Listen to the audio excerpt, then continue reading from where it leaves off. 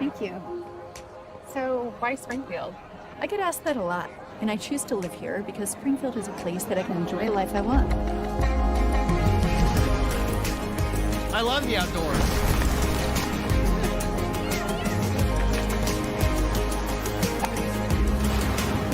You can be on the lake in just a short drive. It only takes me 10 minutes to get to work. Or off to anywhere in the world. I know my kids will be safe and well educated. There are really good job opportunities after graduation. I'm able to work remotely and create on a high level. The healthcare options in this area are incredible. The options for housing and cost of living are so affordable.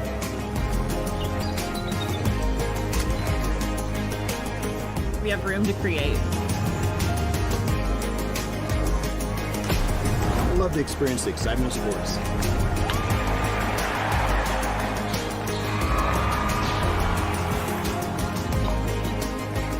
Can't beat the food. Or the drinks.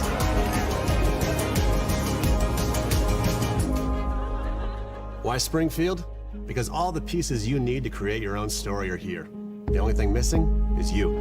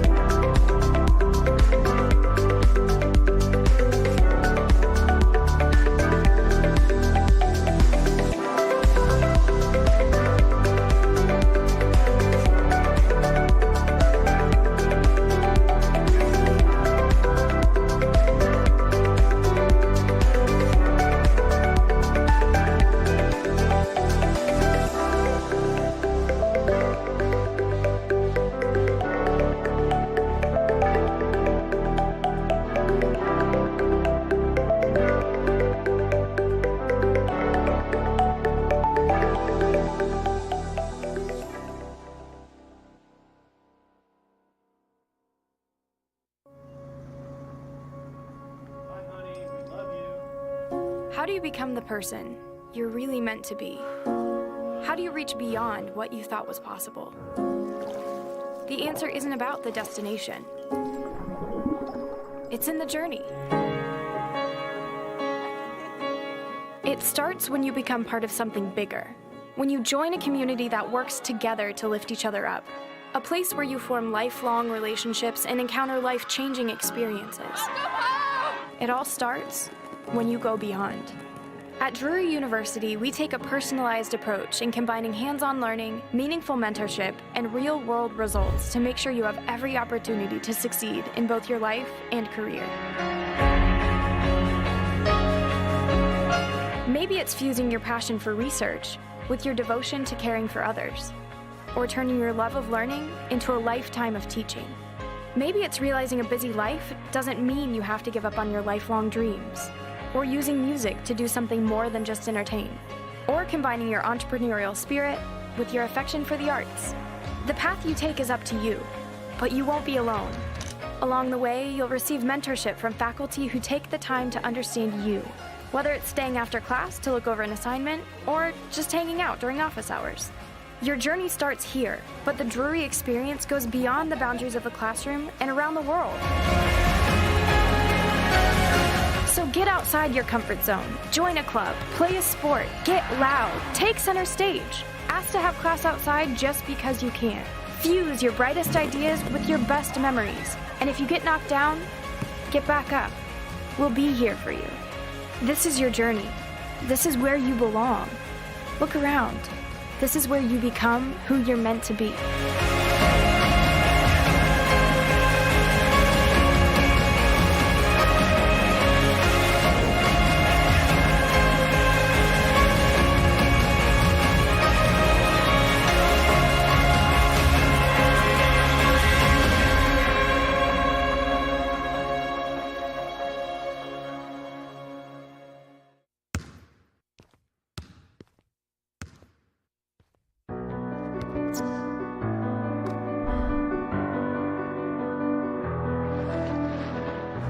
Today will not be easy.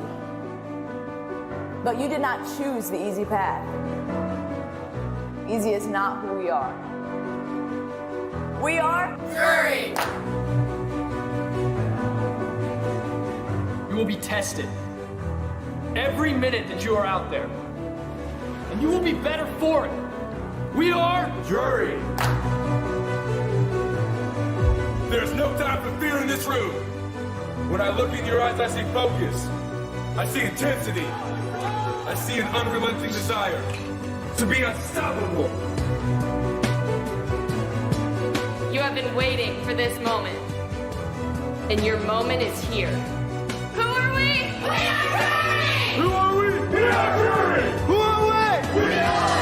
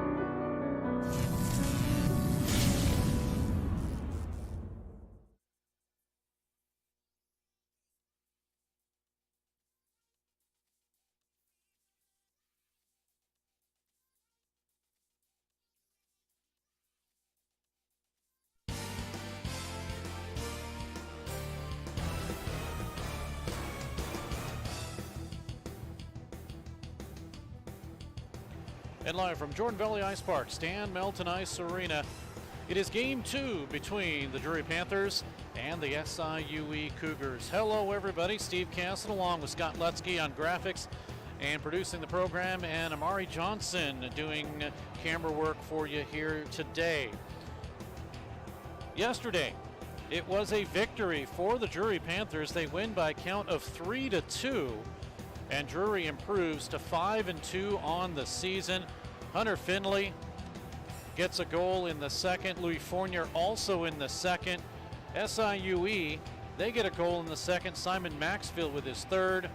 And then in the third period, a couple of goals after Angela Rose ties things up. It is Hunter Finley with his third and second of the game. And the Drury Panthers come out with the victory. Had a chance to talk with assistant coach Cliff Cook, and he feels his team can do a little bit better than what they showed yesterday, and he hopes to do that with a different lineup here tonight. We'll talk about that lineup in just a moment, but taking a look at more of the stats here, and you look at the power plays, 1 for 3 for Drury and 1 for 6 for SIUE. Yesterday, the Panthers put 56 shots on Brendan Rash.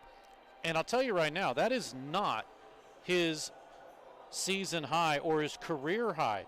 His career high was 73 shots versus Louisville earlier this season, September 15th, in a 4-3 overtime loss. So he has faced a ton of rubber this season. But if we take a look at some of the leading scorers for both of these teams, first with the Drury Panthers, Keegan Ferguson, he is tied with Jacob Hawley with 19 points on the season. He leads the team in points, also has points in 6 of the last 7 games, 4 multi-point games, and a 5-game point scoring streak, 6 goals in 7 games with 13 assists this season. 2.71 points per game. Taking a look at the man who is tied with him, and Jacob Hawley, he leads the team in assists and points. He's tied with, as we mentioned, Keegan Ferguson. He's scored in 5 of the last 7 games that he's played. 4 games with 4 or more points. Jacob Hawley with 5 goals, 14 assists, 19 points, 2.71 points per game. Ethan O'Rourke, he is third, leads the team in goals, points in 5 of the last 7 games, 4 multi-point games, and 8 goals, 8 assists, 16 points, averaging 2.29 points per game. Francis Young-Menard, he is fourth, points in 4 of the last 7 games. He had 2 assists last night. Still looking for his first goal, though, averaging about a point a game. And if you look at the goaltenders, Joshua Robbins in yesterday's game, he saved 17 of the 19 shots he faced against SIUE, only an .895 save percentage, but overall, .945 save percentage, does have a 1.33 goals against average and 1 shutout this season. And as you also look at Grayson Skirpan in 2 games, he's 1-1. Same with Brett Sweet. He is 1-1. And tonight, starting for the Drury Panthers, it will be Skirpan. He'll be in the nets, so he will make the start here tonight. Talked to Cliff Cook again, and he felt that Robbins played well, but he's going to go with Skirpan here tonight to see what he can do for the Drury Panthers. Looking at the SIUE Cougars, Caleb Harrop, 8 points, 4 goals, 4 assists. He's the leader, points in 5 of the last 8 games. He averages 1.0 points per game. Simon Maxfield with a goal yesterday, 6 points for him. He's in second, 3 goals, 3 assists. About 3/4 of a point per game he's averaging, and points in 5 of his last 8 games. Jacob Schreiber is third, 3 goals, 5 assists with 5 points. He did lose his 3-game goal scoring streak yesterday, although Schreiber, though, does have a 4-game point scoring streak because he did get an assist in yesterday's game. Brendan Sommer is fourth, 3 goals, 4 assists, 4 points. Got an assist in last night's game. Looking at the goaltenders, mentioned Brendan Rash in 4 games. He's 1-4-1, 3.61 goals against average and a .926 save percentage, and he will be in net again tonight. Timothy Barbie, 1 game, he's 0-1, and he started a game earlier, 25 minutes of last Saturday's game against Illinois State. He had no decision in that, and I talked to head coach Tyler Elbrecht, and he told me that a strange thing happened where the goaltender's skate broke. The blade came off, and the interesting thing, if you don't know about goaltender skates, is it's not like forward skates. You cannot replace them. They're actually in the plastic itself. They have to be because of more protection, because you see more pucks, and the blade broke. He didn't have an extra pair of skates. He could not play, obviously, for the remainder of the game. That's why he was only in for 25 minutes. And I got to tell you, as a goalie dad, you better have an extra pair of blades, because although you can still unscrew the blade and replace it in the I can't think of the term, the skate runner. The housing. Yeah, I can't think of an actual term for it, but you can replace it, and so we kept an extra pair just for that, just in case, because there was a lot of games my son was the only goaltender, and so the whole team would have to do without. So. Well, okay, I'm dating myself here, but the last time I played, goaltender skates the blades could not be replaced. Have they changed that? Yes, the newer ones you can, and the newer, the even more recent ones, probably have the quick change technology that the quick change technology that skaters have. Probably, I don't know. I haven't. That's nice. I still have my old 20-year-old skates I still play with. Yeah. But that's a look at the goaltenders here. As you heard the horn, the teams are getting out ready on the ice as the pregame report concludes. And in just a moment, we will have the on-ice festivities from our public address announcer. SIUE lined up. They're ready to go. Drury getting the remainder of their skaters on the ice, and we'll be ready for period number 1. Drury comes in ranked number 35 in the Central. Southern Illinois Edwardsville is ranked number 31. And I'm hearing that there may be a public address announcer issue. They found somebody to do it. Actually, somebody from my youth hockey days. No, what I'm saying is I'm hearing that there's an issue volume-wise with the rink. Yes. Because the normal public address announcer isn't available. Yeah, they're trying to make it work here. Can you hear anything? Yeah, we can hear something. It may mean we will not get very many public address announcements here today.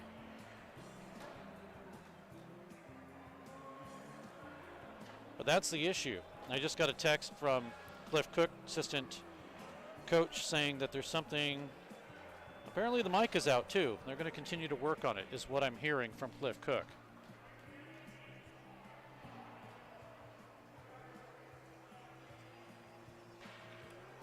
So I will tell him, thanks for the updates. I guess we're going straight into the national anthem.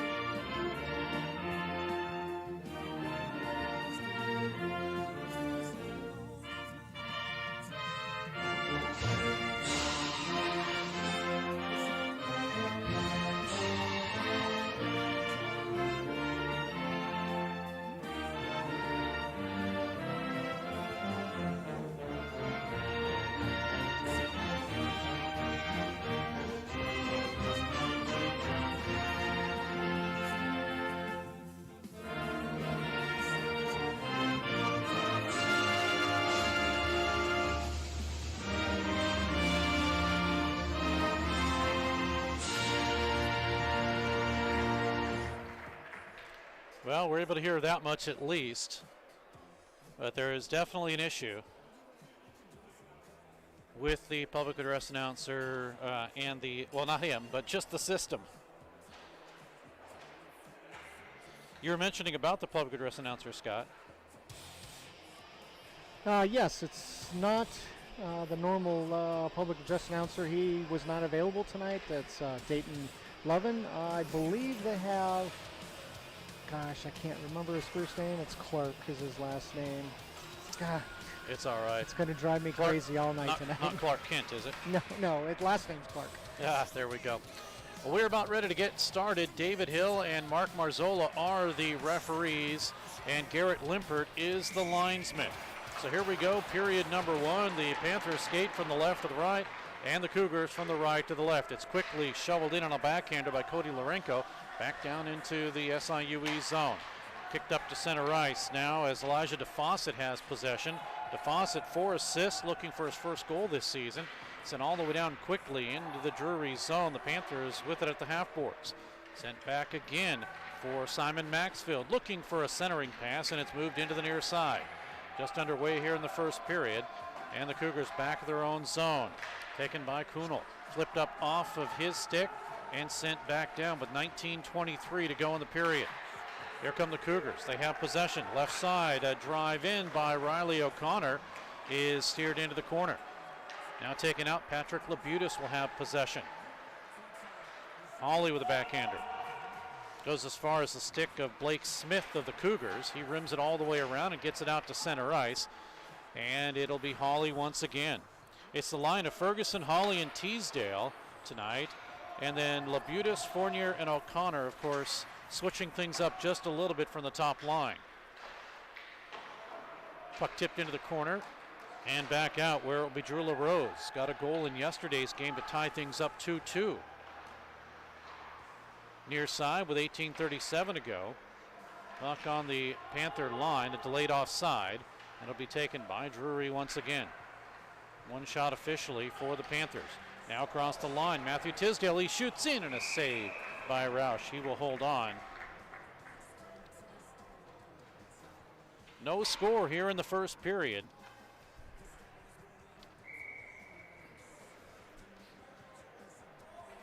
Face off to the right of Brendan Rash. In to take the draw for the Panthers, Jacob Hawley. And couldn't not win it from Elliot McAtee. Puck is sent down, the Cougars have it. Around the net to the far side. Shots 2-1 now, they've updated that. Still no score here early on in the first period. Panthers come out, they have a 3-on-2. Right side across the line, centered in front. Off the pass from Matthew Tisdale, and Hawley couldn't grab it. Behind the net again. Hawley works for it. He pushes his man down, puck to the right point, kept in. Dropped down again past Hawley. Weber can't grab it for SIUE. Now the Panthers have it again. Drury with some pressure. Hawley spins, tipped in front, and it missed. Good tip there by Ferguson.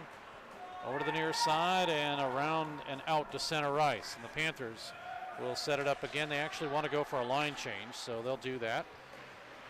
It'll be Cole Quatlander with it. Panthers almost stole the puck. It's cleared out to center. Off the stick of Frank Rhines in the lineup tonight. Now tipped into the SIUE zone. Weber looks for some help. Comes to the corner. Drop down in low. Still a battle for it as working it is Tyler Kane. Digs it out. Kane with it for the Panthers. Right point. Drive in, missing wide. Now it's Alexander Abel on the ice. Abel gets stood up. Panthers work it through the zone. Keep it in. Nice play by Schmitz to do that. Caleb kept it on, and some good pressure by the Panthers now. Quatlander had to go off of his stick. Abel centers it up the middle. Here is a potential shot by Schmitz, missing wide. Back behind the net again. Good pressure here for the last couple of minutes by the Panthers. Lourenco up the middle. Here's Kane with a drive and a save. Rebound into the corner. Connor Hinterser is able to clear it and send it out to center ice. Panthers trying to get it quickly in the zone. They do. As SIUE with a line change. Quatlander behind his own net for the Cougars. Up to center. Across into the Panthers zone. All the way down. Racing forward is Gannon Stagel. Stagel pushes his way through. And the Panthers will give it up in their own zone. Here comes SIUE. A drive in, tipped up front. Another blast missed up high over the net. Off the stick of Connor Hinterser. Panthers work it. 15:44 to go in the period. Non-stop action the last 3 or so minutes. Over to the right side. Working it is Nick Garofalo. He'll try to send it up with a shot that comes in and a glove save by Skirpan. He'll hold on. 15:29 to go in the period. And a line change for both teams.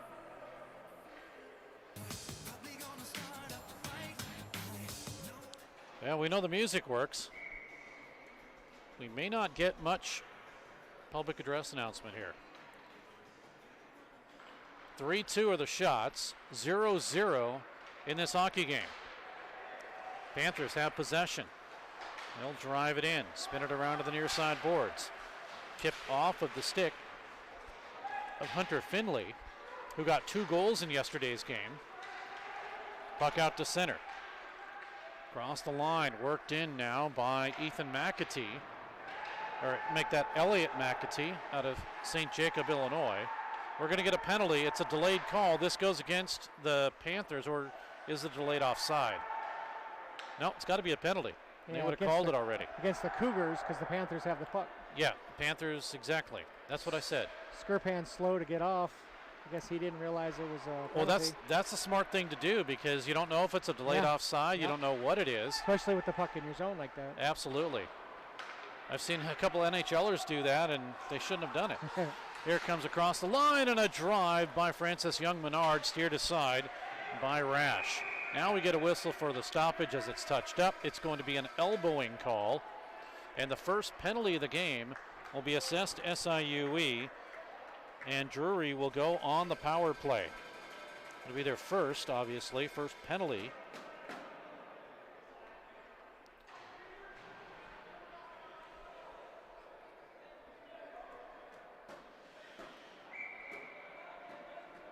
And into the penalty box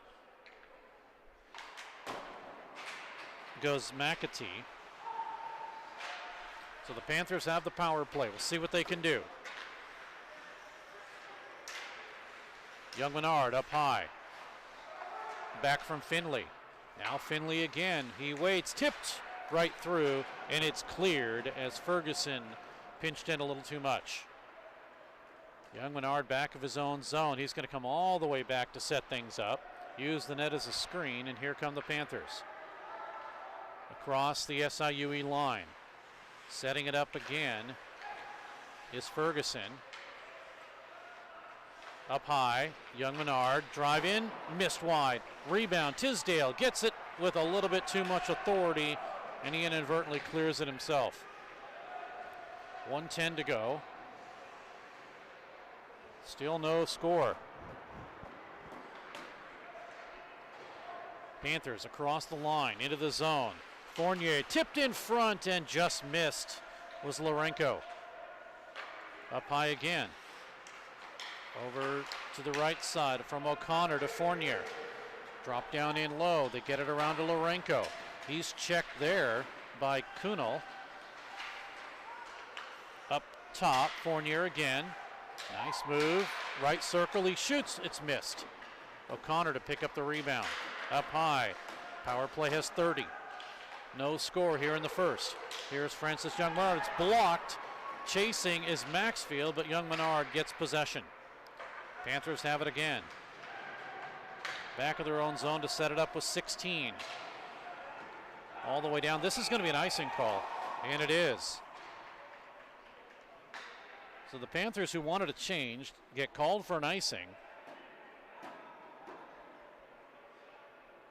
There you have a look at McAtee.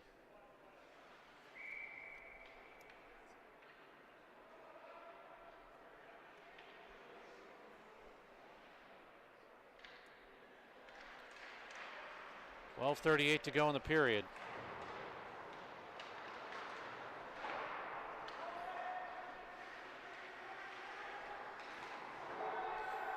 Puck sent down. Cougars are now full strength. Shots 4-2. Scott, that issue you told me about, I don't know if it's something you could fix or not. It's why we need interns. Yeah, it's the camera. It's a little fuzzy. Hopefully we can get this one fixed somehow. We need a long stoppage in play, unfortunately. Like an intermission. Puck sent down, we get an icing call. You think I could run down there and get it fixed in time? Probably not. Sure, who are you going to get to talk on the radio? I don't know. we both gaze over at Steve's wife. Yeah, she's in the booth here. It'd be, what? He's got the puck, now he's got the puck. Can't be any worse than me. Cougars with it. Now the Panthers steal. Shot in, save, rebound, loose on the initial shot by Teasdale. It's off and under the glove of Sillenpaw, and here come the Cougars. But the Panthers retreat out of their own zone and get possession. Across the line once again to Ferguson. Ferguson with it. Centered it over to Hawley, and it goes off his stick. Now a shot off the side of the cage. Grabbed by Tisdale again. Right side. Sent over to Ferguson. Good deflection by Quatlander, and it's out to center ice. Lead pass to Maxfield. He'll have it and send it all the way down. Simon Maxfield, 3 goals, 3 assists, got a power play goal yesterday, and now has a 3-game point scoring streak. Shots 5-2 with 11 minutes to go here in the period. Puck tipped up and held in. Panthers with a drive in right side. Oh, what a save. Maxfield right there. Skirpan came over to steer it into the corner. Line change now for the Cougars. Panthers still have it out of their own zone. 10.5 to go in the period. Here they come, a drive in missing high off the shot by Hayden Doggett, seeing some action here. Cougars with it. McAtee. Drop down in low. Working it along the boards to the half boards. Helped by Blake Smith all the way around. Panthers intercept. Once again to the far side boards. Hunter Finley averaging about a little over 3/4 of a point per game. 0.86 to be exact. Puck is taken away. Officials will say icing is the call. 9:45 remaining. And we'll get the visual fixed. I don't know what's going on with that. So apparently we got to go back to autofocus, Scott. Yeah, it was great earlier. I mean, he zoomed in during the national anthem, and you could see really crisp and clear, but now zoomed out, it's a little on the fuzzy side. Could be somebody's fingerprints. I don't know. We'll take a look at that too, but either way, we'll get it fixed. Puck sent in all the way down, no icing. Chasing it is Gage Robb on the ice now for the Panthers. Robb this season out of Rogersville, Missouri, looking for his first points. That's local. About 10 miles east of Springfield.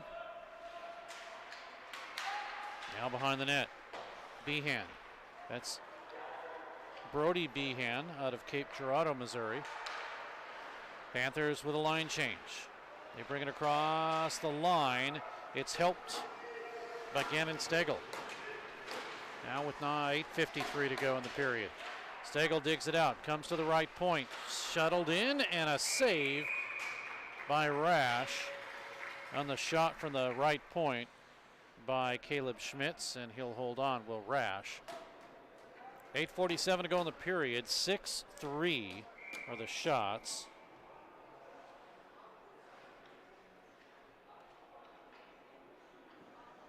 Face-off will still be in the Drury zone.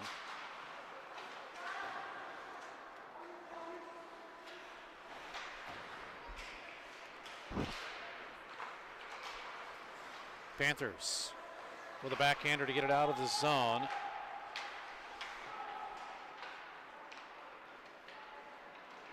It'll be cleared out to center by Keenel.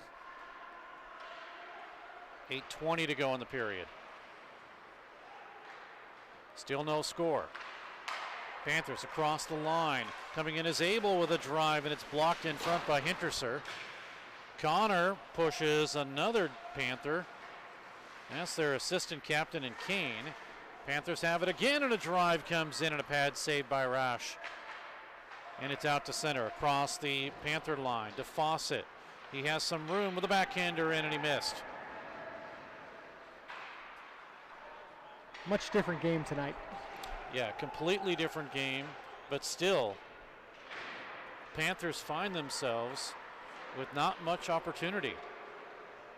Scramble in front. I talked to assistant coach Cliff Cook, and I mentioned the fact that, you know, they got 4 shots on the power play, the 5-minute power play yesterday. And it wasn't that they weren't getting in position. They were. Positioning was good. It was getting the shots, and that's what they were hopefully working on for today. Oh, what a great play. As falling down was Stegel, but he was able to tip the puck away from a Cougar. Puck out in front with a drive and a save, and the whistle gets blown as this shot came from Joey Cutts. And we get a stoppage in play.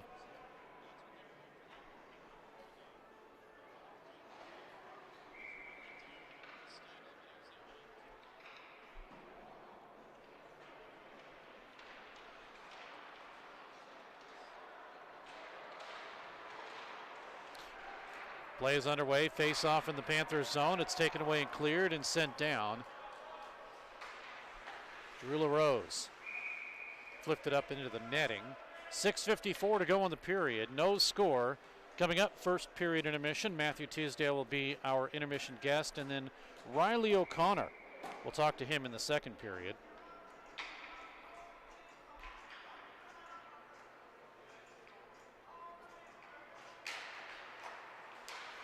Off the draw, Smith will have it. Hits a player, stays in. Over to the right side and out, and the Panthers will set things up. Stolen by Smith. Right side, it'll go to Harrop with a backhander in, and he missed wide. No score here in the first period. Shot 7-4. Panthers lead that. SIUE with possession. Harrop and a backhander out.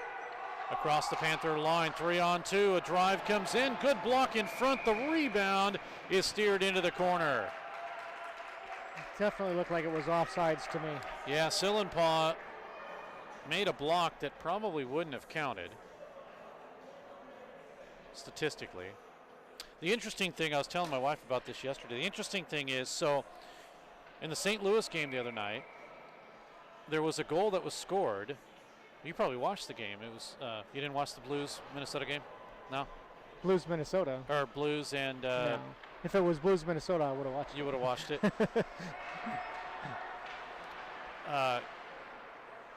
Anyway, what happened was there was an offside and the goal had been scored. The Blues challenged it and they called it back. So they had to call it back about 40 seconds before that. And they changed the time, right? But the key is, if there was a penalty during that, that would still go on the board. Well, yes. So yeah. Interesting scenario there, where technically the time doesn't exist, but penalties do. When it should, because you did commit the infraction. Oh, right out in front, missing it. Yeah, but you committed the infraction when time that was removed was Hawley. Now a drive comes in by Tisdale, and a cover-up. Oh, we got a player who is... Did he is skate blade, maybe? Well, I don't or know. Is injured. Keegan Ferguson. And Ferguson is their leading scorer. He's tied for scoring. Yeah, I don't know if he was skating off because of a blade or an injury. He was moving very quickly, so if it was injury, he was probably impressive. Not as fast, yeah. Well, he was doing very impressively for someone who's injured. Maxwell is able to flip it out. He gets it past Schmitz. Maxwell in front. He shoots. He scores! Over the shoulder of the goaltender Skirpan, and it's 1-0 in favor of the visitors.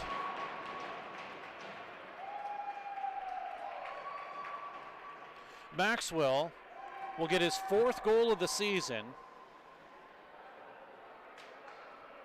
And he just pegged the upper right side of the goaltender left as he looks at it here in the first period. 14:46 the time of the goal.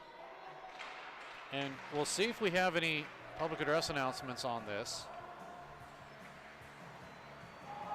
But it's 1-0 in favor of the SIUE Cougars. We know it's Maxwell, or Maxfield. Did I say Maxwell?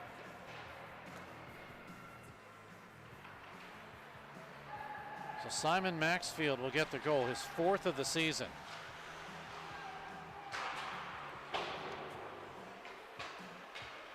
And he now continues, does Maxfield, with a 4-game point scoring streak.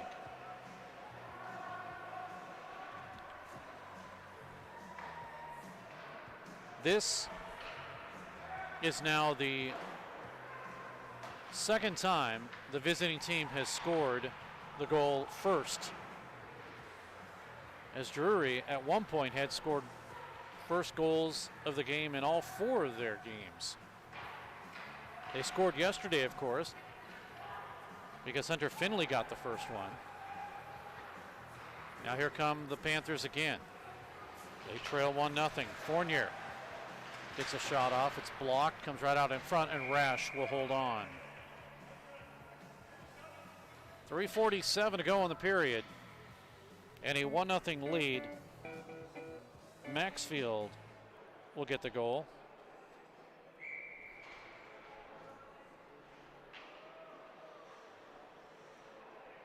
Face-off will be in the SIUE zone with a drive that missed wide by Sillenpaw. Kane to pick it up. Back behind the net, looking to Abel. Oh, they have Kane and Abel on the same line. Here's Kane again. Good thing the item that they're playing with is not a rock, I suppose. Yeah, there you go. Here's Kane. Now Abel with a flip out. Taken momentarily, but it's cleared back out to center. Too bad we didn't have like an Abraham on the team or something like that. 3:05 to go in the period. I think he'd have to be a coach, wouldn't he? I don't, maybe so. Here's Abel, has some room. He shoots up high, and it hits the netting. And the official call the play. 2:55 to go in the period. Face-off will stay in the zone.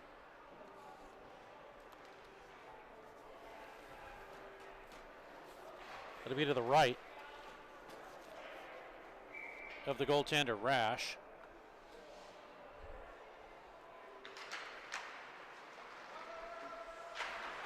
The official gets knocked down off the face-off.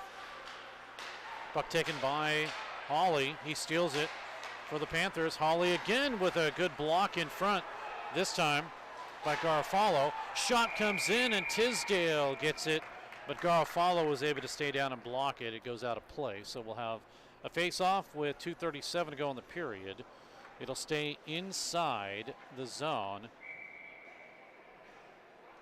That's interesting, Scott. I'm looking at this, and parts of the screen or the camera's clear, parts are not. I don't understand that. We're going to get a potential icing, but it's waved off.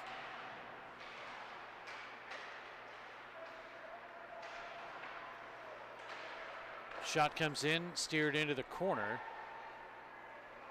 And can the Panthers clear? They do. Send it down with 2:14 to go.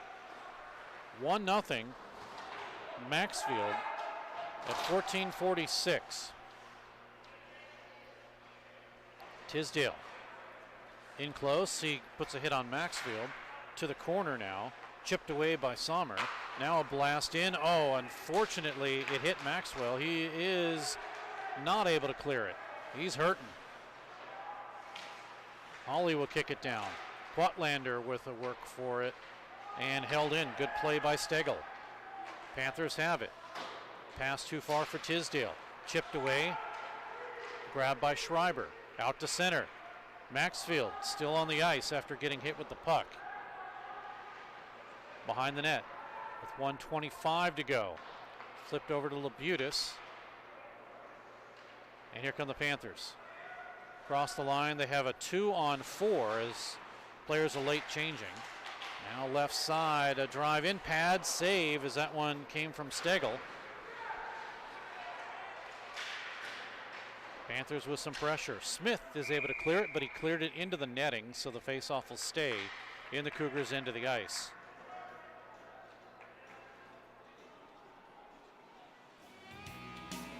Yeah, they got music going. That's about it. Yeah, I know they were messing with the volume in the office earlier, trying to get it to work, and apparently it's still a work in progress. Yeah, I know the guy that put this whole system in and is working it is Mickey Ashlock, and he's actually running the music today, so I'm sure he'll go at at the intermission and go try to figure it out. We now have 46 seconds remaining until intermission. Panthers with it. Flip down in. Off the stick of Labutis. Over to the corner. Held in by Stegel, but it will be flipped up into the netting, so we'll have another face-off. This one, though, should come outside the zone. And it will.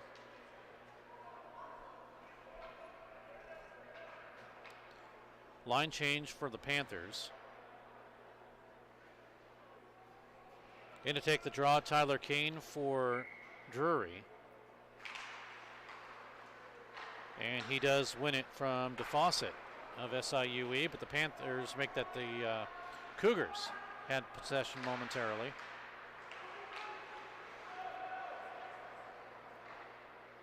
Steered away by Skirpan. 12 seconds to go. 1-0 in favor of SIUE. Drive in now with 6 at the half boards. Everyone's just going to pile up in the corner and let time run out.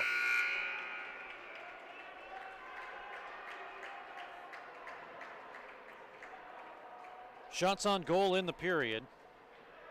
12 on Brendan Rash. 8 on Grayson Skirpan.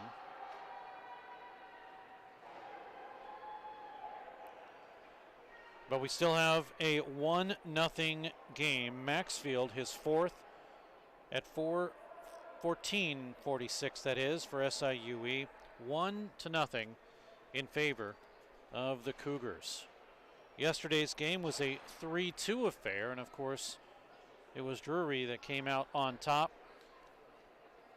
But they had to do it with a goal late in the third at 12:09. Finley with his second of the game, third of the season. Young Menard and Ferguson with the assist on that one. That was 3-2 at the time, but right now it looks like another tight contest.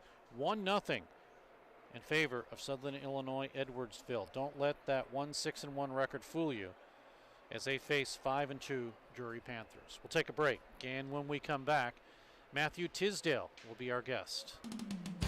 After 20 minutes, Drury trails by 1.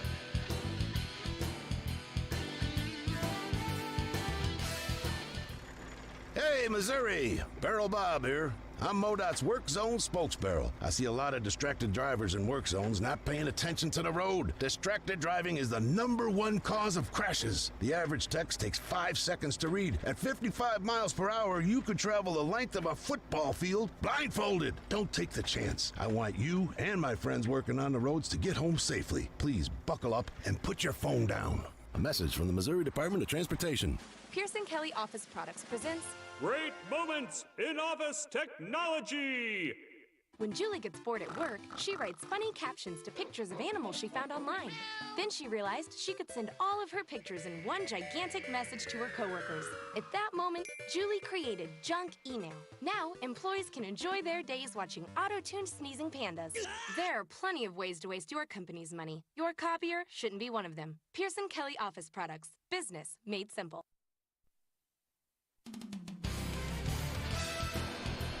We're back at Jordan Valley Ice Park, Stan Melton Ice Arena.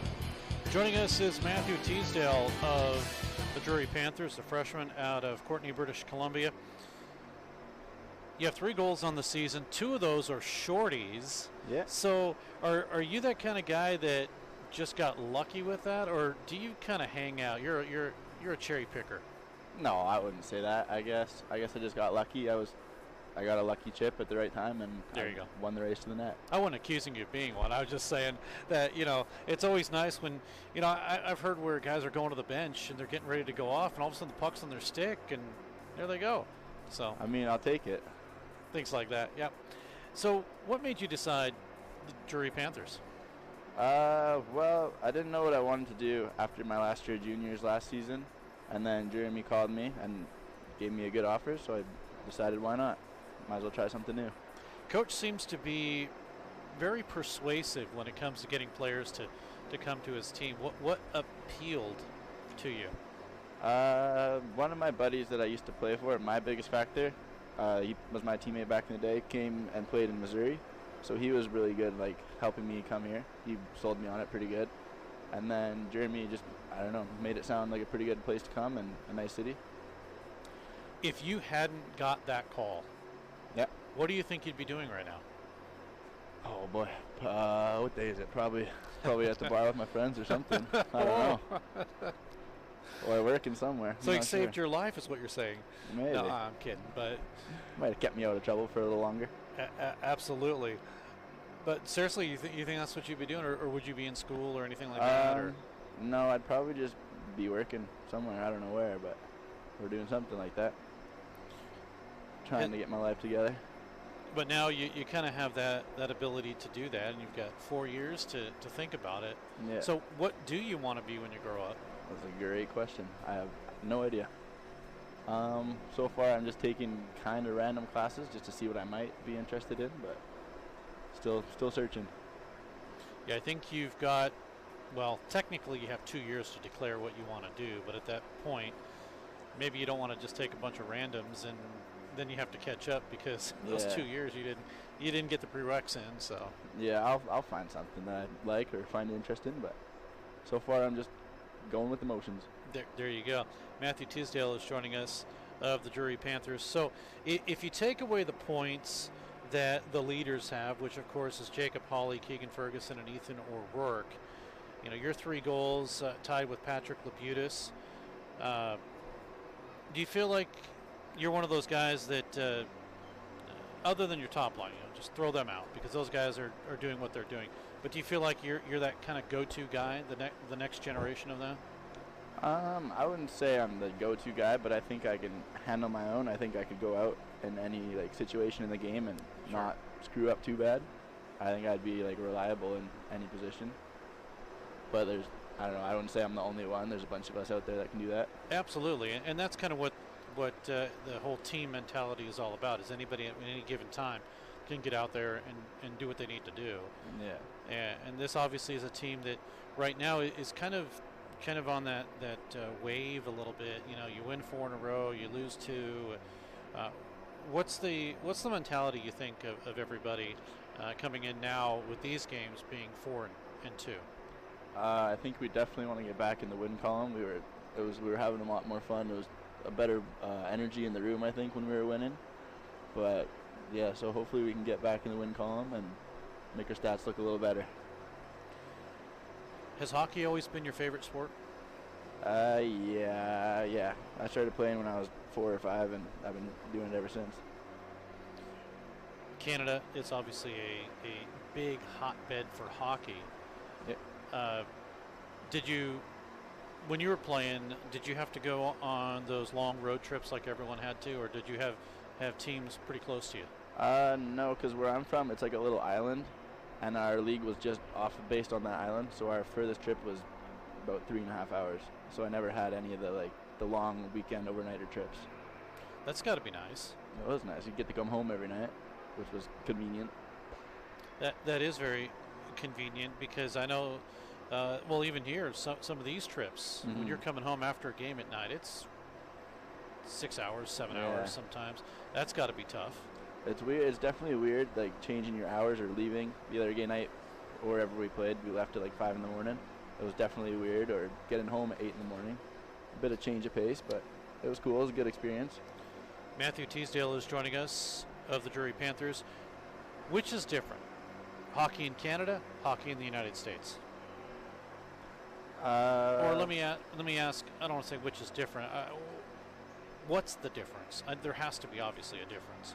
I think there's a different style, I guess. When I first got here, I didn't really feel like I had any chemistry. I didn't know what the guys were going to do.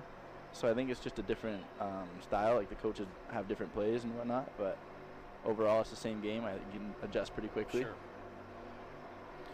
Who is your favorite NHL player? My favorite player? That's a good question. I'll go with old Brock Besser. Why not? Hometown player. There you go. Now, is he someone who you mold your game after, or just your favorite player? Not necessarily. I just think, I don't know. I like his style. I like watching him play. Plays for the Canucks back home, so I don't know, he's my favorite guy out there to watch for sure. Didn't he get like 4 or 5 goals the other night? You got a couple, yeah. He was on my fantasy draft, so it was making me feel pretty good. Yeah. Don't even talk to me about that whole thing. So Coach Law wanted me to get into a pool. I'm in a pool. I didn't want to go. He says, why don't you want to play? I said, because I'm tired of being last every year. So night 1, I'm last. Okay, I'm not last anymore. I'm second to last, but only by a point. Everybody else is taking off. Yeah, I guess so. I mean, it's a long season, obviously, but I've been in pools before where they actually have awards for losing. Oh, so, nice. So it was great. That was the only time I actually won something. Largest point margin lost by. Most goals given up in the third period to lose. I mean, things like that. That was me. Those trophies go on the shelf, eh? Absolutely they do. So anyway, but that being said, so have you ever been in a pool that you've won? Yeah, I won last year actually with my friends back home. Nice. Felt pretty good. Got a little money out of it, but that was my only one. So hopefully I can get another one this year. Absolutely. So who's your favorite team then? Canucks. Yeah, for sure. You got to support the hometown. So did you like it when the Sedin twins were playing? Yeah, I did. I thought it was pretty cool. We went and watched a game, me and my brother, when we were younger. And, yeah, I thought they were fun guys to watch growing up. It's strange when you kind of see these guys and, you know when they became rookies and even players now that are not playing anymore and you're thinking, that was not too long ago, but hockey is a sport that, like any other sport, that you don't have much time in. You kind of have to make what you make out of it, right? Mm-hmm. No, it definitely goes by quick. And that's, I guess, the next part of the question I'm going to ask you is, obviously, you'll have to make what you make out of hockey. So do you have any ideas, kind of what you want to get out of playing here? I mean, other than schooling. Not really. I didn't necessarily have plans to keep playing after last year if I didn't get the offer to come here. Sure. So I'm pretty much just playing just to have fun while I'm doing school. Joining us is Matthew Teasdale of the Drury Panthers. So have you been called your last name? I might have butchered it too, but have you been called something different? The boys here have been calling me Teaser. Teaser. Yeah. What other nicknames have you been called? That's about it. The ones I can say on here. I'll go just Teaser. Yeah, ones that you can say. I'm sure there's probably ones that you'll have to tell me There's off a couple the air. that I'll tell you in person, but off camera. Absolutely. I saw your eyes light up like, nope, I can't tell you those. It's not going to happen. But that's funny. Who do you think then has kind of the, I don't know if I want to call it cool, but an interesting nickname on the team? Interesting nickname? I'll go with Jakey. We call him Big Tuna. I have no idea why, but that's just what he goes by now, I guess. And I believe we've talked. Are you talking about Jacob Hawley? No, Jake Lyons. Oh, Lyons. Yes, that's right. Yeah, talk to him about that. He didn't exactly tell me. No one really knows why that's his yeah. nickname, but it's stuck, I guess, somehow. Interesting. All right. Matthew Tisdale is our guest, freshman out of Courtenay, BC. And one last question here. Who is kind of the most inspirational? Who kind of instills on the team, whether it's in the locker room or on the ice, just kind of peps people up? I'd go with Ferguson and O'Rourke. They're my roommates too, so they definitely are inspiring to help me or to try and get me to keep my game up, see if I can catch their points. Yeah, they're the big mouths in the rooms. They're also and you kind of can say they put their money where their mouth is because they're 2/3 of the top line right now. So yeah, so I get teased a little back home because their numbers are better than mine, but I don't know, they're good guys to have in the room. They keep the energy good. They give the boys some laughs. Do you get any tips from them? Just do better. Do better, put the puck in the net, and get some more goals. Pretty much. Well, like we mentioned in the open, you have 3 goals. 2 of them are shorties, so that's good. And at the interviews, I always wish players more goals, so definitely get a couple more. If you want to get a couple more shorties, that's fine too. I mean, you're the only one that has shorthanders on the team. I'll take them. Why not? Yeah. All right. Well, I wish you more goals. Thank you very much. Matthew Tisdale is joining us. Thanks for doing this, Matthew. Not a problem. Happy to be here. Thanks so much. We'll take a break. More hockey coming up in a moment.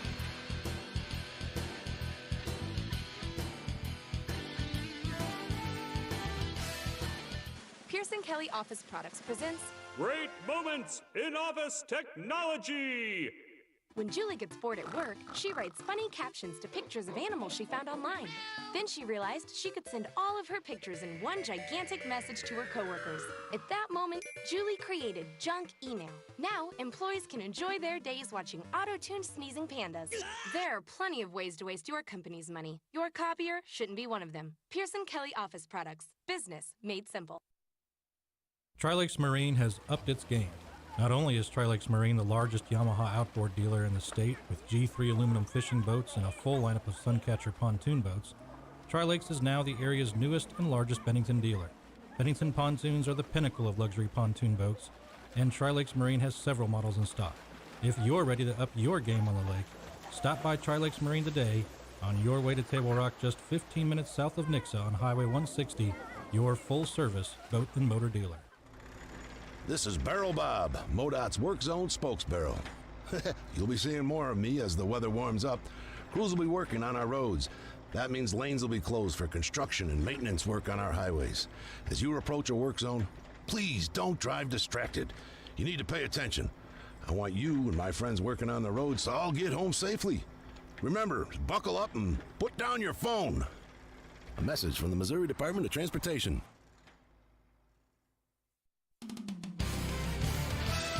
It's time to drop the puck on the second period. Here's Steve Casson. Along with Scott Lutzke keeping us on the air, and Amari Johnson doing some great camera work for us and some fantastic TikToks. Amari, you have how many more new TikToks going up there? Let's see. I seen a nice little save today earlier, so I might gotta get that one in there, and probably another one. Let's see. Hope for the best. We get some goals out here. All right, yeah, definitely, because the Panthers are trailing 1-0 right now. Maxwell with his fourth. That coming at 14:46 for SIUE, and it's 1-0 in favor of the Panthers. Went downstairs briefly and was able to look at the sound system with Mickey, and they are not sure what the issue is, which is interesting because the whole idea of the sound system was to make sure that nobody could mess with it, and apparently it's been messed with. Well, let's see what happens here. Who can mess with the score as the Panthers will skate from the right to the left, SIUE Cougars from the left to the right, and we are underway here in period number 2. Quickly, the Panthers with Matthew Tisdale to send it in. Over to the far side to Francis Young-Menard with a drive-in save. Rebound up the middle, poked away. Taken by the Panthers again. Young-Menard with another drive and a save by Rash. He'll hold on. So quickly we start here.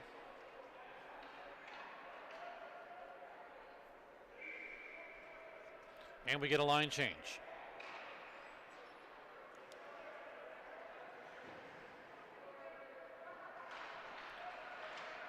Panthers do gain possession of the draw win. Up the middle, a drive that's blocked. Fournier with it, the rebound in front as the shot goes wide. Now a backhander hits a couple of players. Huge stops in front by Rash, and it's still 1-0. And he's been playing outstanding. Here come the Panthers as they keep it in, drop it down in low around the stick of Tisdale into the near side boards. Hunter Finley right through everybody, and it's taken away by the SIUE Cougars. They bring it across the line, and Skirpan is able to hold on to the shot by Schreiber. 3 goals, 2 assists for Jacob Schreiber. Averaging a little under 3/4 of a point per game, the Collinsville, Illinois product. Stegel in with Sommer, and the Panthers win the draw.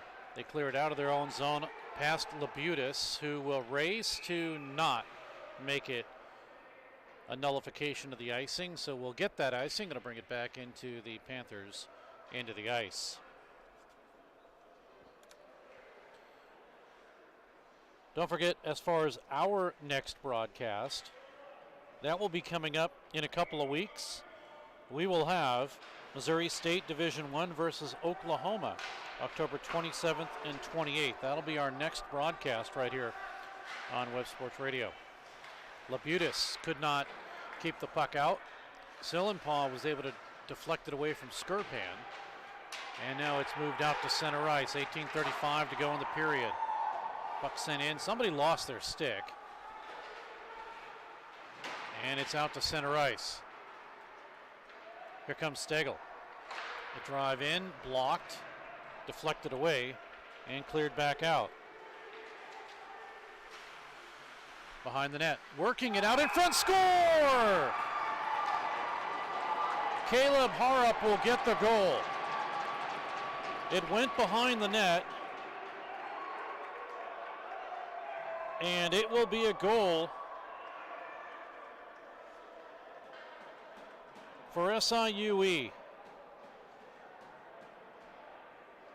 As it was passed from back behind the net, bounced off either the goaltender or another player in front. This one here in the second period will be a goal at 1:48. Harrop will get his 5th goal of the season. And it's 2-0 in favor of SIUE.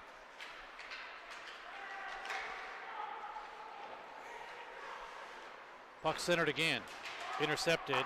It'll be taken by Stack, who will clear it out. Sam Stack. Oh no, I think they're giving up on the PA. But Harrop will get his 5th. We get a stoppage in play now.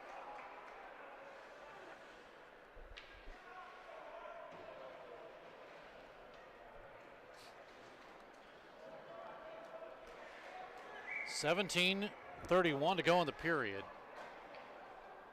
2 goals, 1 in each period now for SIUE.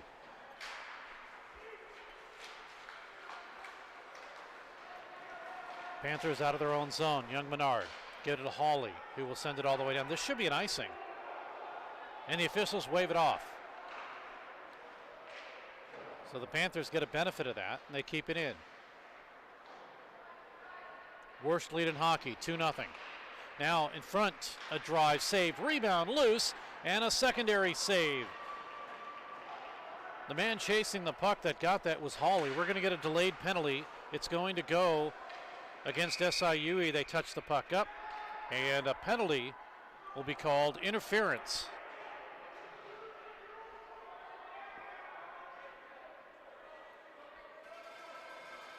And is that...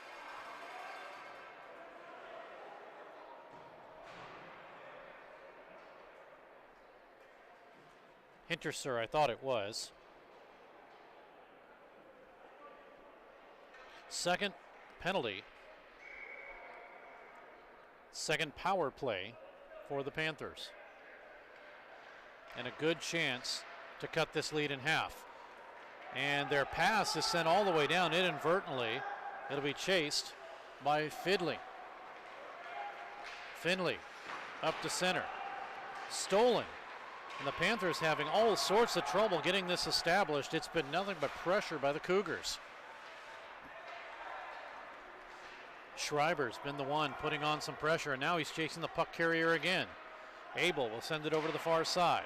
What was that penalty again? I do not know what the penalty was.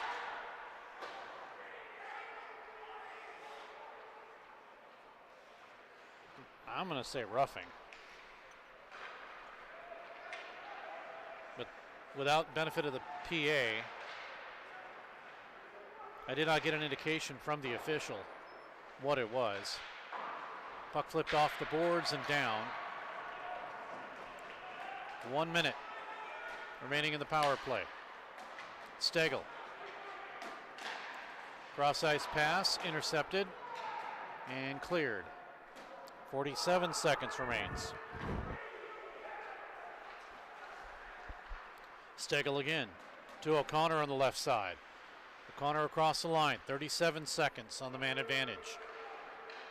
They try to center it through, and Labutis will have to chase. He'll get it to the point. Once again from Fournier. Up top to Fournier with a drive-in, pad save, rebound. Fournier keeps it in his skates. Left side now, Stagel, power play with 17 at the half boards. Battle for it there, and it's cleared. Great penalty killing for SIUE. Power play has 6. Across the line, here's Lorenko. He's pushed off the play at the half boards. Over to the far side, Stagel retreats. Here come the Cougars. Now in front, and a good play by Gannon Stagel to break that one up. Panthers out of their own zone. Labutis pulled off of his stick, and now it'll connect. Fournier with a drive, he gets deflected up high. Rebound out in front, and a deflection again as this one came off the glass right out in front of Rash, and the Panthers couldn't capitalize. Now a backhander comes in, and fighting it off was Skirpan as Harrop was looking for goal number 2. Puck hits the leg of Brody Behan, and he's going to chase it all the way down. That'll give the Panthers a chance to change. Puck on the line, and apparently, nope, it's a delayed offside, so SIUE with possession. Drive up high, missing wide by LaRose. Work to the near side. Behan in there. He tries to clear it. Schmitz is able to at least knock it away, and he'll come back behind his own net to chase. Off the glass, kicked out to center. Sent down as Doggett will chase for the Panthers, and the puck gets flipped up and out of play. 13:32 to go in the period. 16-3, make that 16-13 are the shots now.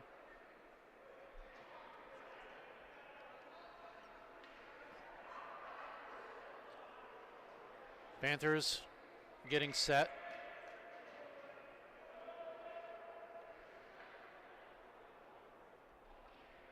And we wait for the face-off here as everybody changes up. Here's a 2-on-3 into the Panthers zone. There's a centering pass right out in front. Save Skirpan, rebound taken away by the white shirts. Here comes Hawley. White and red, that is. Hawley with it. Centering pass and a drive deflected up and out of play as the shot from Fournier was sent up into the rafters with 13:10 to go in the period.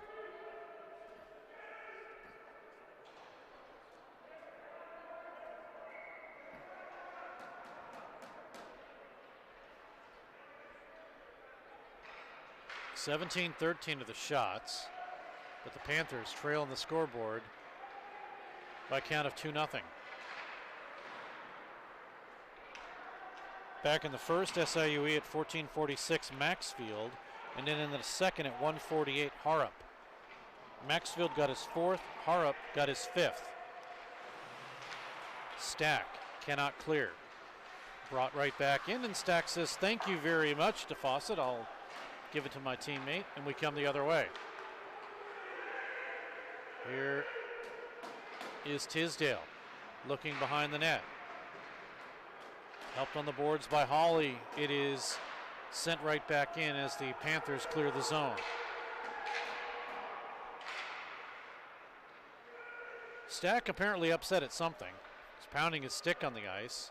I think he was trying to draw them into passing it down to him, thinking that he was an open Cougar.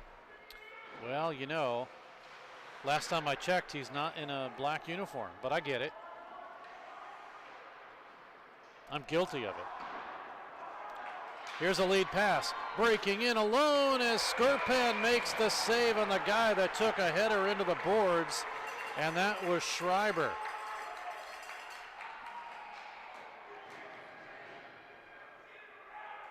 The Panthers being bailed out by their goaltender, Grayson Skirpan, out of Philadelphia, Pennsylvania.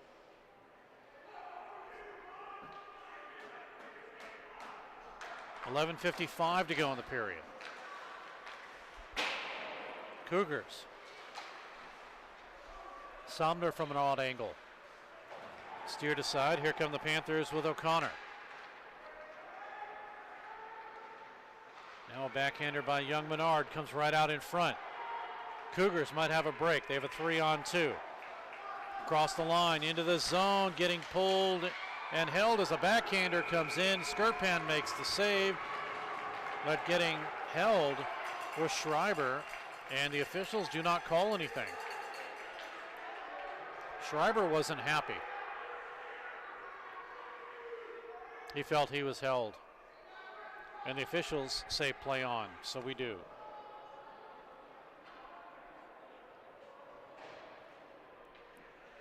$11:27 to go in the period. Line of Kane, Abel, Young Menard, Lourenco, and Finley on defense. Puck cleared out. Panthers will set it up. Underneath the stick of Kane.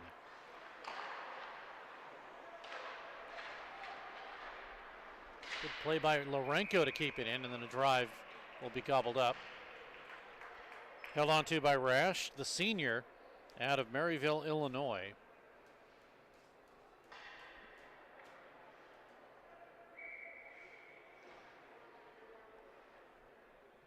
Face off to the right of Rash.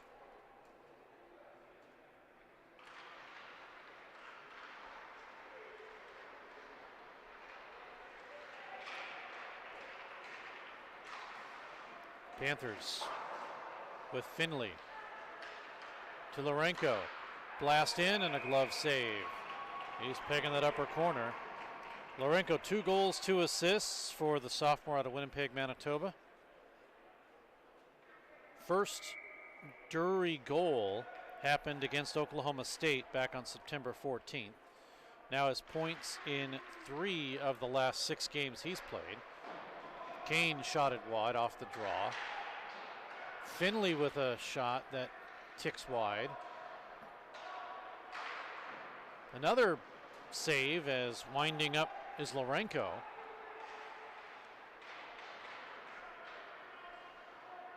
Finley, he'll keep it in, drop it down in low. Kane to work it.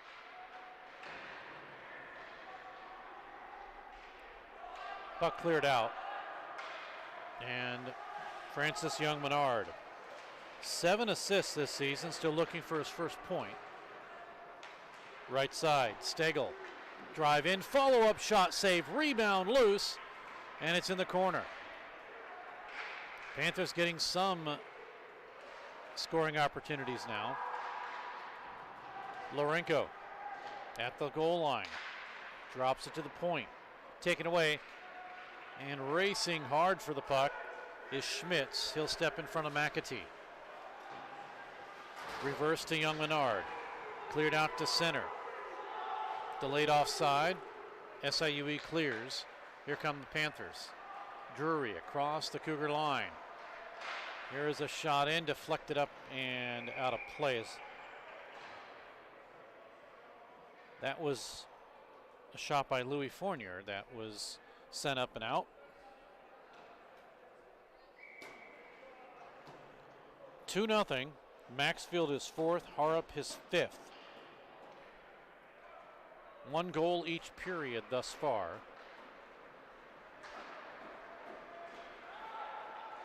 Puck all the way down, no icing. Great positioning by Schreiber. Now across the line, right side, Fournier. He comes in and it's tipped away. Tipped by the goaltender's stick. Good play by Rash. And now SIUE. That, Scott, I don't know, that should have been offside, but they call it good. Again, that's the issue with the three-man system. It's hard to get all of them. Now a big hit by Schmitz. He put a huge hit on Weber, and they score!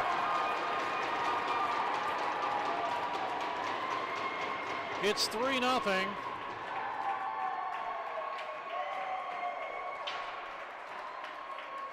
And this goal, I believe, is Sommer's goal. Through some traffic, he'll get the goal. 3-0 in favor of Drury.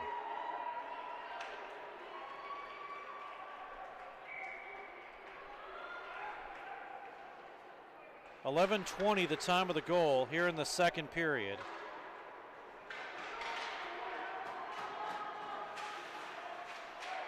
That'll be his 4th goal of the season.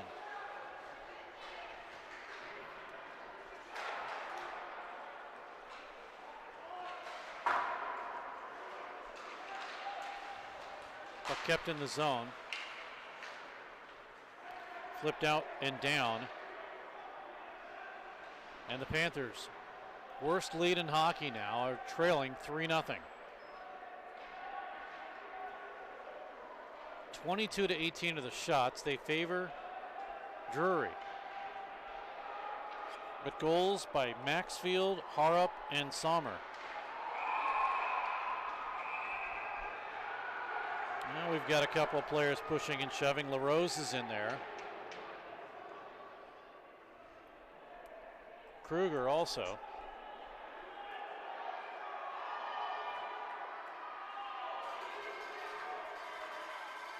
Now the officials are probably going to get both players. Maxfield's trying to plead the case. Sam Stack is in.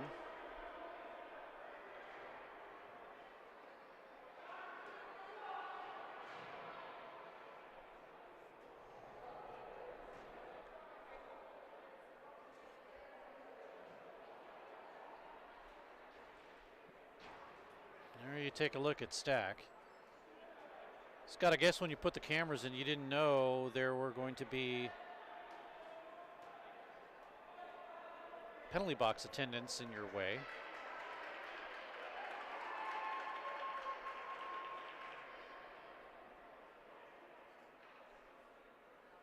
They're still talking about things here. Stack gets a 5. He gets 5, yes. And 2 assessed to Blake Smith.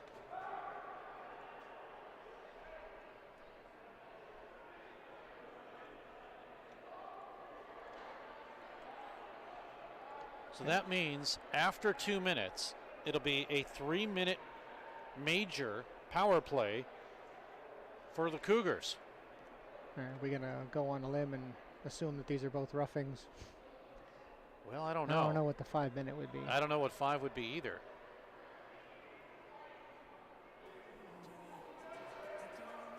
And we don't have a PA to figure this out.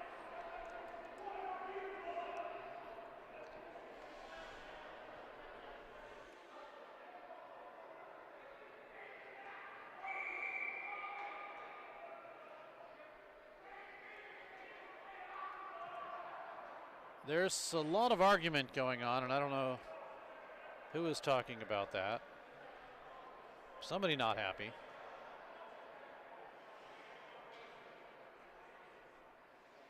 And unfortunately, we will not know what they are. We'll have to, at the second period intermission, find out exactly what these calls were.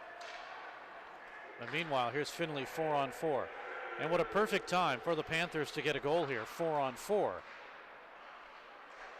Shot in by Young Menard is blocked. And cleared by SIUE. McAtee as we come the other way.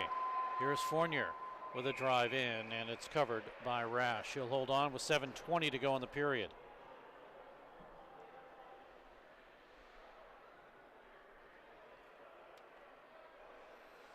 It's times like this when you really miss having a PA feed.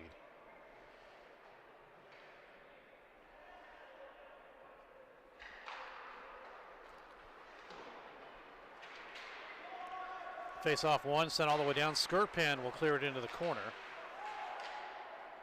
Back into the SIUE, into the ice.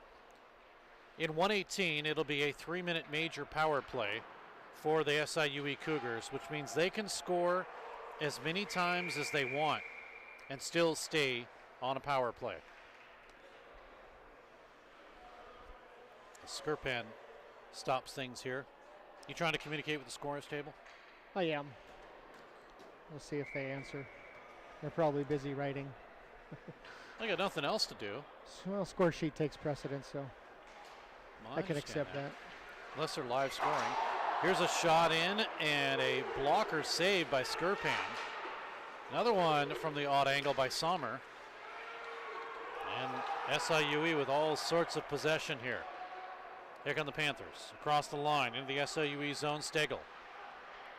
Stegel stops at the half boards, looking for Sillenpaw, but we come back out. 41 seconds left until the Panthers will be shorthanded. And then that will be the first Cougar, may take that back, it'll be the second Cougar power play. Here they come, a drive in that's blocked as McAtee got a shot. Left side again through as Sillenpaw will break it up. And now Schmitz with 15 seconds to go until a 3-minute major power play for SIUE. Got to watch that guy coming out of the box too. Here come the Cougars in, and Skirpan makes a save onto Fawcett with 3 seconds left in the 4-on-4. So we got Sam Stack with head contact, and then interference. Oh wait. Head contact, 5 minutes against Stack. Interference number 24. And then number 2. Oh, interference for number 2. Okay. Okay, so it's interference and head contact. But just 5 minutes on that only? Yeah, a major, I guess, if they assumed it was egregious. Or so incidental head contact, apparently. Yeah. Shot comes in now. We're back as we get a hand pass here, but we are on the 3-minute major power play, just as you were announcing that. So Stack got 5 for head contact. And then Smith with 2 interference. So now 2:37 remaining in the major power play. Sommer off the boards, left side. Puck over the shoulder of the referee. Kick to the corner and deflects out to center ice. McAtee with the drive in. Here's Hunter Finley, 2 goals in yesterday's game. Finley tied for 5th in scoring. He moved up from 9th after his 2 goals yesterday. Now down to 2 minutes remaining in the major penalty. The Cougars have proven thus far that they don't really need power plays to score, so I'm surprised they're not capitalizing on this opportunity. Here comes Kane as he chipped the puck away, and he'll drive all the way through. Taken away, though, he's got to get back. 3-on-3 across the line into the zone. Now it's a 4-on-4, a drive in, it hits the post as DeFawcett got a drive, but it gets deflected up and out of play. Hit the outside of the post. 4:20 to go in the period. 3-0 SIUE. Maxfield is 4th, Harrop his 5th, Sommer his 4th. Scott, text them down and let them know I want to see the score sheet at the intermission, if you don't mind. 4:16 remaining. 1:22 to go in the major. Drop down in low to Parabat. Now Parabat with it again. Over to Kruger. He gets double teamed. It's not cleared though.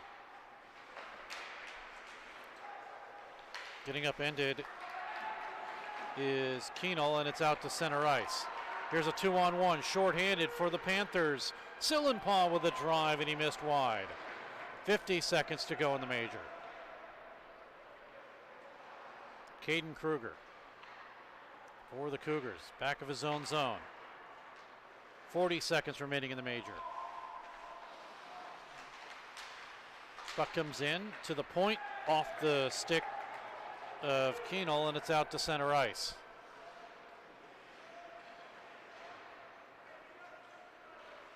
Cougars, getting hit hard by Sillenpaw was Keenel, and the officials let that play go.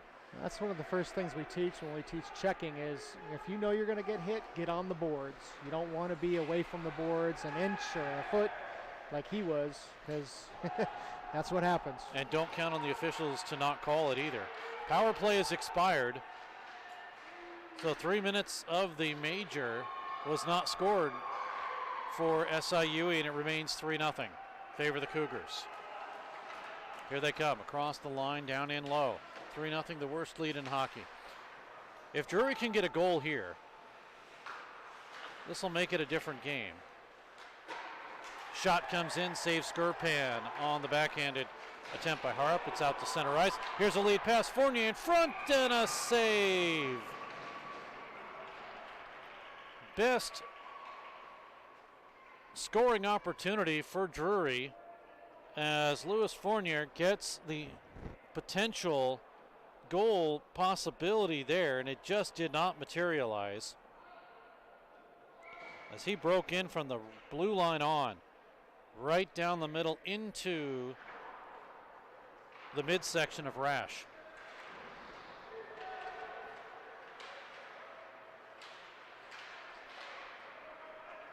Puck out to center. Panthers fight for it. Here come the Cougars, a drive in that's blocked as Harp got the initial shot. Tisdale stands up his man. Now Harp again off the post, back behind the net. If Fournier touches up, we're going to get a penalty. It goes against Drury.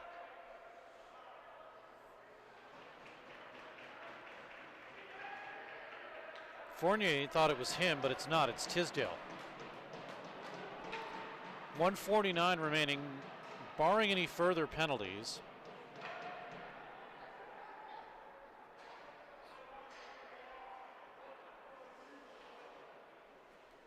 We will have that carry over into the next period.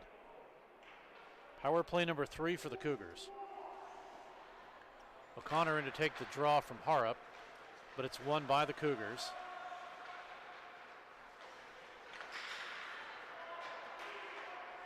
Now as it's cleared, Somner backing up lost his balance, and the Cougars were able to clear. O'Connor did. Did you catch that penalty? I did not. I'll have to look. I keep forgetting we don't have a PA announcer. When you rely on that a lot. I'll try to catch the next one. Here's Harp with a blast in, blocker save, rebound, loose and cleared, and now we're going to get a couple of players. Sillenpaw, he punches, I can't see who it is in the corner here, but now we've got secondary with Lourenco and Schreiber, and the linesman breaks that up. But O'Connor was in with Sommer, and Sillenpaw will go.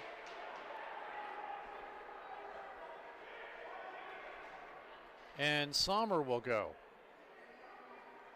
I'm assuming since there's a penalty on the board that they will be coincidentals and they will not go on. And they're putting another player in. I think that is Lourenco. So there's 3.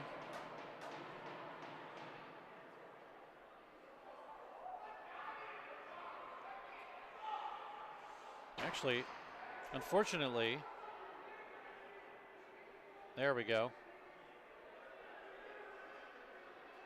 It looked like it started with an L. It's at 17. So we have Lorenko's in. Sillenpaugh's in. And then the initial penalty that was already assessed to Tisdale. So all three of them are in.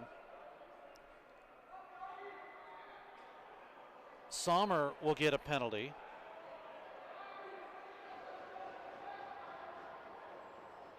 We're assuming these are all.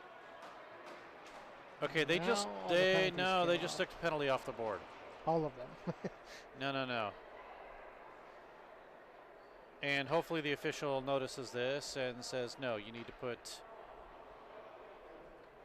a penalty back up. The initial penalty for Tisdale is still running. Yeah, and that's got 119 left on it. Not 121, 119. Okay. Okay, well, now it's 121. So all the other penalties will cancel out. We assume they're minors. 4 penalties, 11 minutes for the Panthers. 4 penalties, 8 minutes for the Cougars.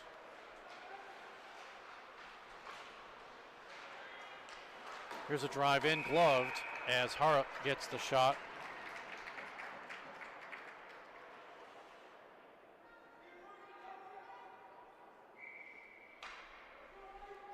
That includes the 5-minute major to stack, that is. 1:02 remaining in the power play. 3-0 in favor of SIUE. They move it to Harrop, drive in, pad save, kicked out, not cleared. Now it is cleared as it goes underneath the stick of DeFawcett. And the game clock is what's important right now. There's 25 in the game, 39 on the penalty. So this will, barring any further penalties, carry over into the third period.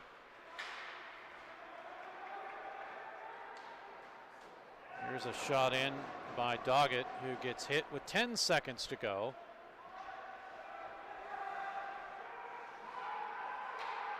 There's a one-handed shot sent all the way down. And apparently they're just going to let time run out, are the officials.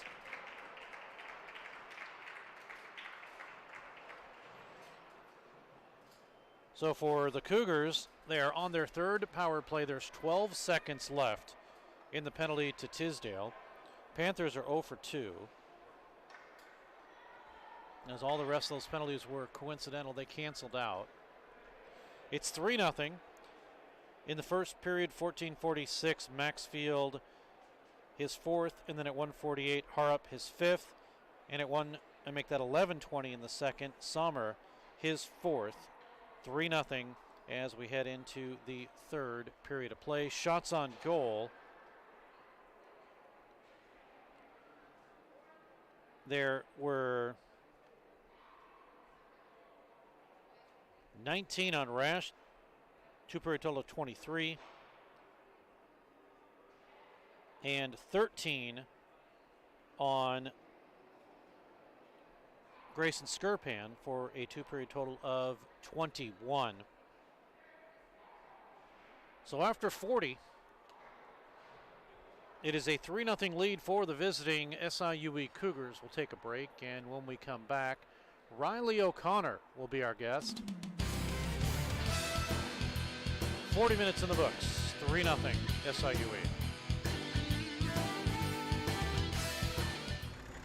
Hey, Missouri! Barrel Bob here. I'm MoDOT's Work Zone spokesbarrel. I see a lot of distracted drivers in work zones not paying attention to the road. Distracted driving is the #1 cause of crashes. The average text takes 5 seconds to read. At 55 miles per hour, you could travel the length of a football field blindfolded. Don't take the chance. I want you and my friends working on the roads to get home safely. Please buckle up and put your phone down. A message from the Missouri Department of Transportation. Pearson Kelly Office Products presents Great Moments in Office Technology. When Julie gets bored at work, she writes funny captions to pictures of animals she found online. Then she realized she could send all of her pictures in one gigantic message to her coworkers. At that moment, Julie created junk email. Now, employees can enjoy their days watching auto-tuned sneezing pandas. There are plenty of ways to waste your company's money. Your copier shouldn't be one of them. Pearson Kelly Office Products. Business made simple. Tri-Lakes Marine started with Pat and Eric working out of the back of their service truck, repairing boats and keeping folks on the water. Today, Tri-Lakes Marine is the largest Yamaha outboard dealer in the state. At Tri-Lakes Marine, you will find in stock Yamaha outboards, G3 aluminum fishing boats, and a full lineup of Suncatcher pontoon boats. And Tri-Lakes Marine is still a full-service dealer with a complete Yamaha service center because maintenance matters. We take care of our customers. Check out our full lineup of boats and motors at Tri-Lakes Marine, 15 minutes south of Nixa on Highway 160. We're back at Jordan Valley Ice Park, Stan Melton Ice Arena. Riley O'Connor is joining us of the Drury Panthers, a sophomore out of East Grand Rapids, Michigan. And Riley, welcome to the team. Yeah, thank you. So you've got a goal and 3 assists so far in kind of an early season. Obviously, great to get that first one, isn't it? Oh, for sure. It was good to get off my back. This is a team right now that has, I don't know, you're riding a wave or something. I mean, you win your first 4, you lose your next 2. What's the thought right now with this club? I mean, we don't really think of last weekend as like who we are, like just an off weekend for us. You know, we got a good chance with SIU this weekend, so I think it'll just be like a big bounce back weekend to show like the country who we really are. Why did you decide to choose to come to Drury? Well, last year was a little different, obviously, with different coaching. Coach Kenyon, he just really talked to me about the program, and I liked what he had to say. And they also have like a good biology major, so that was another reason why. So now you mentioned it's a new coaching regime. What are your thoughts about the way the head coach Jeremy Law and assistant coach Cliff Cook are running things? I've really liked it so far. It's been obviously like a much better team this year. Practices are higher intensity, and just a great group of guys overall that we've all seemed to bond really well, and a lot better team this year. You guys feel the pressure that really any spot is up for grabs? No, not really. I think if we stick to our game plan and play how we know we can play, we'll be just fine. Speaking of that game plan, anything, you don't have to expose it, but anything that you guys know that you're going to have to do differently as you head through the rest of the season? Maybe just one thing, not get too high, and then obviously not get too low. Like, just stay the course, and just like I said, continue to play our game. I guess the term is kind of buying into things, you know, trusting the process and the system and things like that. Yeah, for sure. Riley O'Connor is joining us of the Drury Panthers. Who is your favorite NHL player? For me, probably Zach Parise. I mean, I'm a Minnesota Wild fan, so basically my whole childhood he was on the Wild, so I got to grow up watching him a lot. I was kind of mad when they traded him, but Sure. I just like the way he works, and grimy player. Did you ever put him on your fantasy team? No, I'm not much of a fantasy hockey guy. I'm more of a fantasy football guy. Really? So is football one of your favorite sports then? Or Yeah. you just like playing football, fantasy football better? Yeah, I like fantasy football better. It's like I don't have to do the lineup every day, and I just grew up watching football a lot more than hockey because my dad has played college football, so just kind of taught me to like football, I guess. What got you interested in hockey then? I mean, I'm from Michigan, so Michigan's obviously a big hockey state, and I was too small to play football. I was pretty small growing up, so my dad turned me to hockey and put me on the ice, and was onward from there. What position did you play football-wise? I played wide receiver. That really didn't last long, and then I tried tight end for one game, and then that was about my last game playing football. So not much. You didn't play that long. You just long enough to realize, okay, I might want to watch it rather than play it. Yeah, I played for about 1 year, and I was like, yeah, this is not my thing. And then my dad put me in hockey, thankfully. There you go. I mean, I'll tell you what, as a wide receiver, same thing. I tried it one time, and then I got laid out. I made the catch, and I got laid out. I was like, okay, this hurts too much. Oh, yeah. And it's a different hurt, isn't it? Because in football, when someone hits you, it really hurts. But in hockey, it's not a big deal. You get hit, and you don't feel it as much. It's maybe it's all about how you like the sport, but it's different, I think. I mean, I would say, yeah, for hockey, like, the adrenaline's rushing so much, so you really don't, like, feel getting hit until, like, maybe after the game or the next morning when you wake up and be like, oh, like, this really hurts. Sure. So, yeah. It's got to be tough. Riley O'Connor is joining us of the Drury Panthers. So do you have any brothers or sisters? Yeah, I got one brother who goes to the University of Minnesota, and then I have 2 younger sisters who also play hockey for Bell Tire.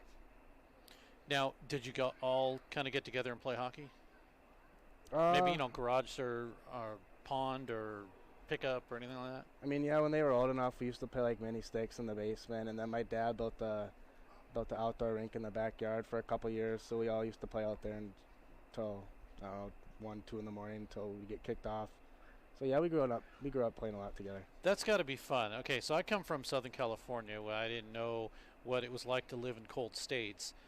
But for you, cold's not a big deal. Plus, you get the added benefit of just walking outside and grabbing a rink, so to speak, right? Yeah, I mean, it's crazy here. Like, it'll snow, like, 1 inch, and we'll get a snow day from school. But, like, back home, it's got to be, like, 2 feet or still got to walk to school. That's crazy. Plus, like you say, it's midnight, 1 o'clock, something to that effect, and you're out there playing hockey. That's got to be fun. Oh, it's a blast. There's nothing like it. Favorite part about being home is just cold weather, and me and my buddies will go, like, snowboard off the back of a truck a lot, just get a string and pull each other off of it. Riley O'Connor is joining us of the Drury Panthers. Do you remember a goal that sticks out in your mind, whether it's high school or anything like that? Do you remember just a goal that you could describe?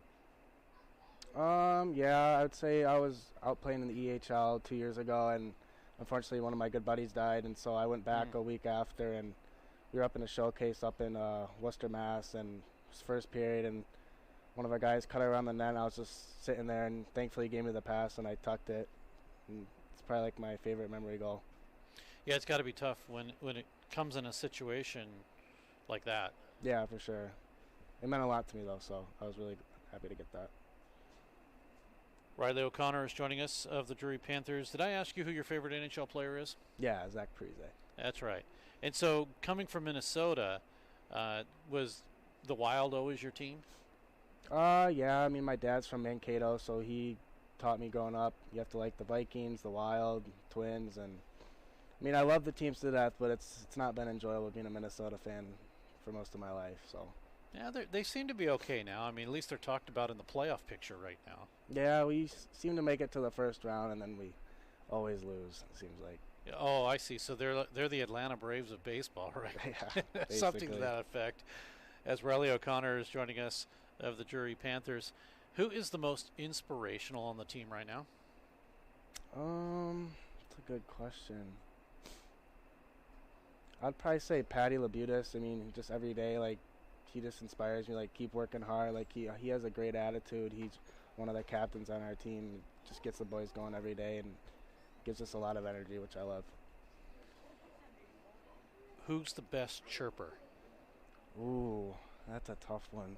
I'd say probably Keegan Ferguson or Ethan O'Rourke. Those two seem to have a lot up their sleeve. Well, and they're on the same line, so do they chirp between each other? Like at a different guy? Yeah. Yeah, I've heard it a couple of times. Those two will just be firing away at one guy, and the guy will just skate away because he's got really nothing to say to him. That's funny. Who is the best dressed on the team? Ooh, best dressed. I would say Brady Kangas. He had an all-red suit against Maryville, and it was pretty cool. That's funny because since Maryville is kind of reddish in color, yeah. Did he deliberately do that? I don't know. I didn't ask him, but I just saw him walk in the locker room. I was like, geez, that's a nice suit you got there. And all the boys seemed to love it. Nice. I like that. That's funny. When you're out on the ice, do you have any goals or anything that you want to accomplish? Like after the game's over, you say, okay, I did X. I got that. I accomplished that. Or do you not really think about anything that maybe you personally want to make sure you do during a game? I mean, the only thing for me is just like working hard, like work the best I can, and then I just say to myself, over time the goals and assists will come. But if I just work the hardest I can, I know good things will come. So that's just usually my mindset going into games. What do you want to be when you grow up? I want to be an orthodontist. work with teeth. Oh, yeah. One of our close family friends at home runs like a orthodontist practice, and she gave me like the ins and outs of it, and it seemed like pretty cool. So that's why I chose biology at Drury. So all I know about orthodontists are that they don't really have a schedule. I mean, it's a very easy schedule. Maybe they work Monday through Thursday, and sometimes they take half days away, and they're always busy, but yet it's a great schedule, and you make a lot of money. Yeah, that's one thing I like, make a lot of money. But no, I was talking to her, and she said she usually just works Monday to Thursday, and then she takes Friday, Saturday, and Sunday off, which I would like a lot. Yeah, got to be nice. Then it's time to go watch some hockey or do whatever you want to do, or go play or that kind of thing. Is it going to be back in Minnesota, or do you have an idea of where you might want to go? It's right in Grand Rapids. Okay. Like 10-15 minutes from my house. So around there. Speaking of Grand Rapids, I mean, you had other choices, obviously, in that area. I know, like Ferris State's there, and a couple of other teams are there. But you decided, no, you're coming out this way? Yeah, I mean, I've lived away from home for, this will be my 5th year, because I was a freshman last year, and then I did prep school for 2 years in Vermont, and then 1 year of juniors in Philadelphia. And I don't know, I just like being away from home, like just have my sense of freedom, And sure. Missouri's not too far. It's about 9.5 hours, so I thought it was just a good fit for me. Do your folks and family get to come down and see you? Yeah.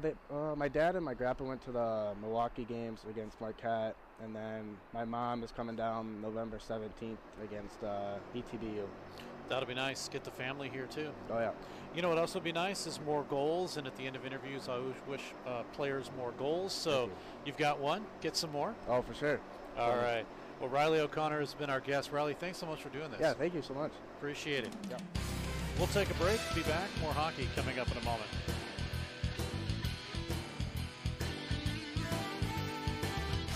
Pearson Kelly Office Products presents Great Moments in Office Technology. When Julie gets bored at work, she writes funny captions to pictures of animals she found online. Then she realized she could send all of her pictures in one gigantic message to her coworkers. At that moment, Julie created junk email. Now, employees can enjoy their days watching auto-tuned sneezing pandas. There are plenty of ways to waste your company's money. Your copier shouldn't be one of them. Pearson Kelly Office Products. Business made simple.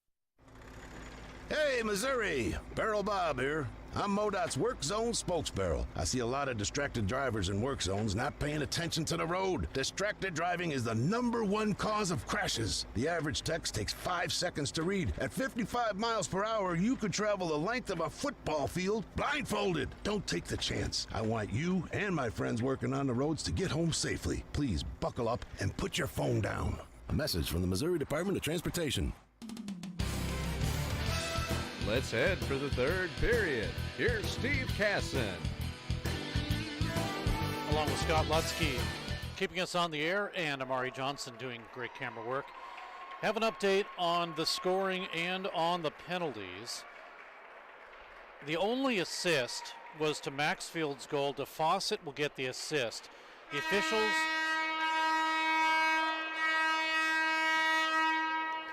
officials are saying that the other 2 goals, Harrop and Sommer, were all unassisted. So that catches you up at least on the scoring part. Also, Cody Lorenko got a 10-minute misconduct. Sillenpaw with 2 minutes. Sommer with 2 minutes. So those 2 canceled out. And the 10-minute misconduct assessed to Lorenko. So in 11 seconds, the power play will be over as Matthew Tisdale's penalty will expire. But right now the Panthers will have to be short a man for 11 seconds. As you see everybody in the penalty box. Now, the penalty box attendants do know there's a camera in there, right? They do, but they also use a dry erase marker to keep track of the penalties. And of course, it's right where everything is. Well, now we're about 4 seconds away as the face-off was won, taken by the Panthers, and now we're 5-on-5. So the Panthers with possession. Finley had it go off of his stick. Maxfield cannot clear on the backhand to the half boards. Panthers keep it in. No, they don't. It was right on the line, and Hawley could not keep it in. Offside has been called. 19:34 left in this period. Scott, if you break it down, 3 goals in about 7 minutes, a little less than 7, maybe 6 minutes, 6.5, right? We'll see what they can do. Something like that, yeah. Play underway. Panthers will rush for it, but Finley steps in front of everybody, and he'll flip it up off the boards, and here come the Panthers. The 3-on-3 into the zone. Puck deflects off of the arm of Hawley, and now we're going to get a whistle for a penalty, and Hawley's going to go. So Jacob Hawley immediately will go into the penalty box. This will be another power play, and this penalty is a boarding call.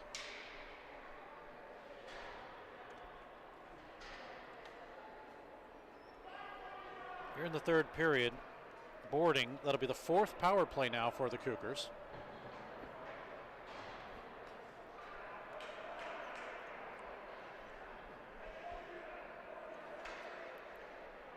.17 remaining in the period.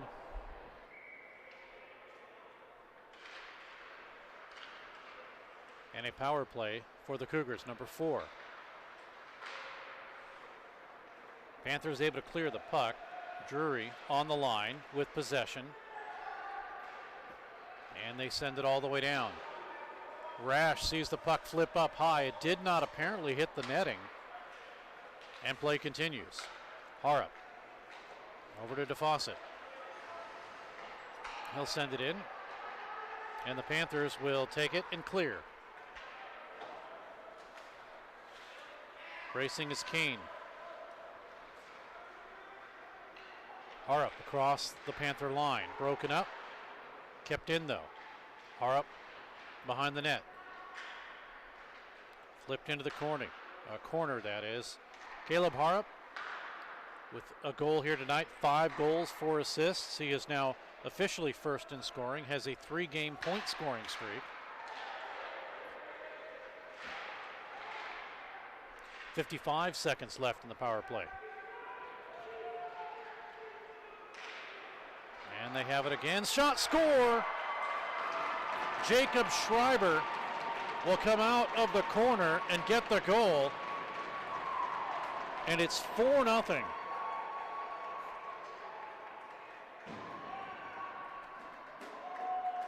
Fourth goal of the season for Schreiber. This one, though, is a power play goal. Here in the third period at 1:57. And you said that was his 4th of the season? 4th.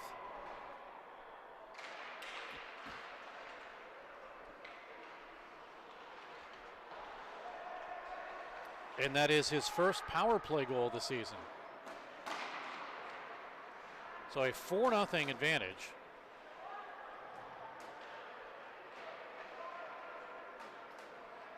And now, as a Panther was getting a stick hooked, the officials play on, or they say play on, that is. Young Menard. Back of their own zone to the Panthers. At the half boards. Abel, can he clear? No. Sent in again. Now Abel into the corner. Not able to clear. Yes, he is, actually. It comes out to center. And Labutis raced for it. Couldn't keep it in. That was 17:10 to go in the period. Play at the referee's crease. A line change for SIUE. Panthers are able to clear, but now Drury goes for a line change. Blake Smith, 3 assists for him out of St. Charles, Missouri. Grabbed by DeFawcett. 5 assists now with the only one of the game so far. Puck is cleared all the way back down into the SIUE zone for an icing call. 16:40 to go in the period. Icing will bring it back. Into the Drury, into the ice. Shots 23-22 in favor of Drury. But not on the scoreboard. Maxfield, Harrop, Sommer, and Schreiber on the power play. Here come the Panthers across the line into the zone for O'Connor. Drops her to the point. Swept away by Coles, who is on the point. Taken away, lead pass Maxwell, but stepping in front of him is the Panther Schmitz. Puck tipped in. Oh, we get an icing call. That was tipped in, but the officials nonetheless call it icing. 16-16 to go in the period.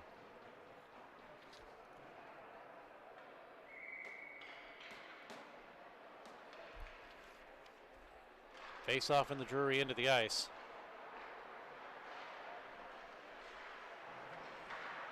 Play on the far side. Shot will come in, hit the side of the net. You can hear it. Now Maxwell. Stolen as the Panthers have it. They break out a 3-on-2. Into the zone. Drop back for Fournier. He has to get back. Panthers will reset. And they apparently on the line are good. Into the zone. O'Connor centers it up the middle, out in front. Hawley, good poke check away by Rash. Now to Quatlander. Cole with it out of Collinsville, Illinois. Over to the far side. They try to work it now to Joey Cutts. Taken away by the Panthers. Drury had it for a moment. Cougars keep it in. Now the puck out to center ice. Shot in, misses the net off the stick of Bernard. Or actually, no, that's Behan. Brody Behan, number 15. Puck gets flipped up and goes out of play, so we'll have another face-off. This one will come back, though. Are they going to call icing? Yeah, I thought it went out of play, but apparently it was an icing call.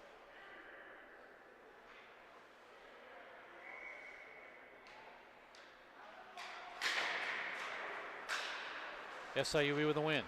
Here's Maxwell. Or Maxfield, that is. I always want to call him Maxwell.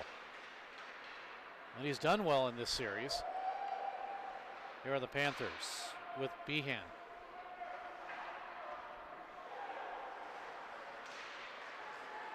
Now Drury across the line.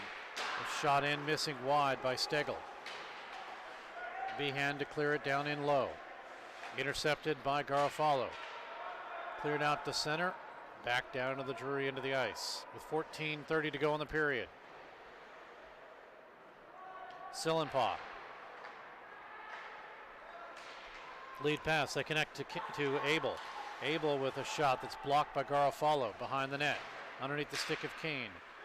Back behind for Abel to chase now. He steps in front of Smith.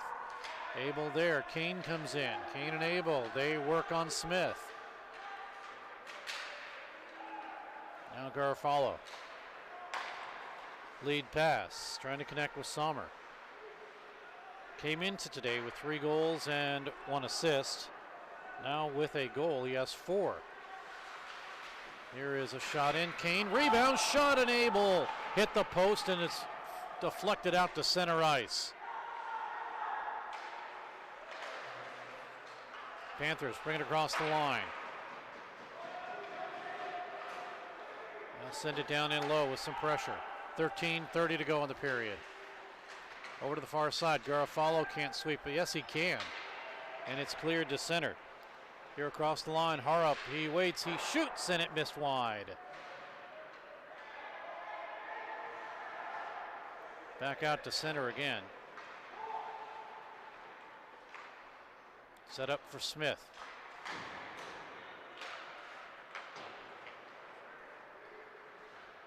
Now once more into the zone to Fawcett with a drive in. Good pad save. Kicked out. Cleared to the corner.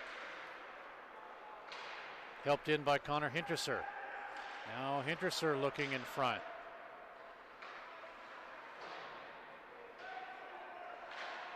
Labutis cleared it right into traffic. Puck on the side of the net, and it's held by the goaltender, Grayson Skirpan. 12:36 remains in this period. A 4-0 lead for SIUE. In the first, Maxfield. In the second, Harrop and Summer. And in the third, Schreiber. Power play at 1:57.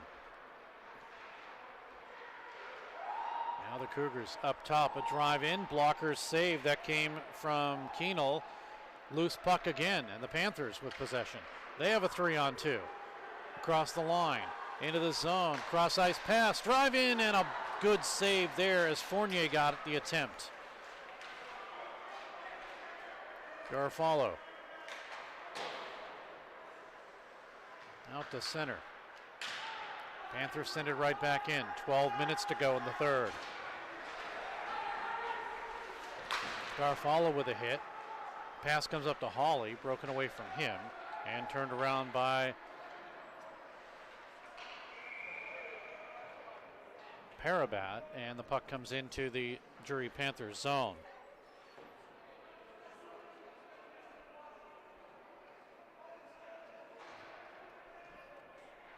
.48 to go in the period. 4-0 in favor of SIUE. They come in at 1-6-1 on the season.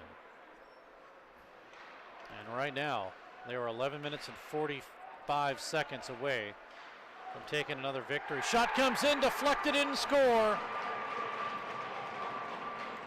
Looks like Sommer will get his second goal of the game.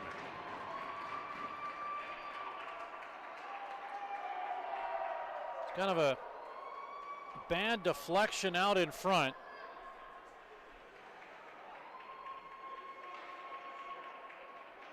As he gets the shot up close, this one here in the third period, coming at 8:21, and SIUE on the fifth goal for Sommer, second of the game, have a 5-0 lead.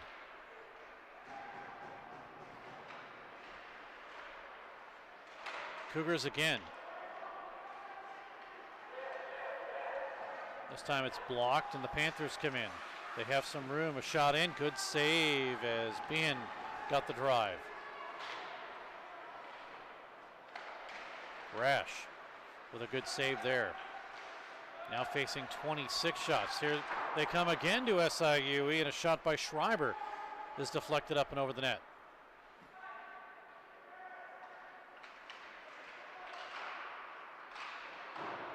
Shot in once again from Schreiber, deflected. A good defensive move by the Panthers, and here they come. They're going for a quick line change, so a shot comes in, did not connect with Young Menard, as Robb sent that pass a little too hard. Puck flipped up and out and all the way down. This will be the Panthers to quickly move it up. Kane over to Abel. He cannot get to the puck. Good defensive work in there by Weber. And with 10:18 to go, and a 5-0 lead for SIUE, play will stay in the Cougars zone. Maxwell, Kane for Drury, and off the draw, it'll be Kane with possession. Shot in and a big save. Young Menard took a big hit by Hinterser at the line. And talk about it. So we do it again with Maxfield and Kane. Panthers win. Abel fights for possession. Again, he is the answer to a Drury trivia question. Who's the first player to score a goal in the history of the Panthers organization? And that, of course, is Xavier Abel. Panthers can't keep the puck in. Maxwell, I did it again. Maxfield will send it all the way down. 9:37 to go in the period. 5-0 in favor of the visitors. Here come the Panthers. Labutis waits for everyone to catch up. Intercepted by Maxfield. taken back by the Cougars across the line. A shot deflected by Maxfield up and out of play. That one was O'Connor's.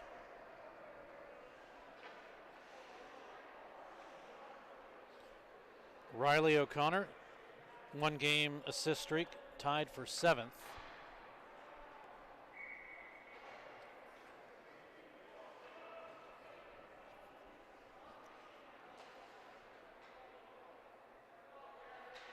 And in reality, the scoring, most of it, has come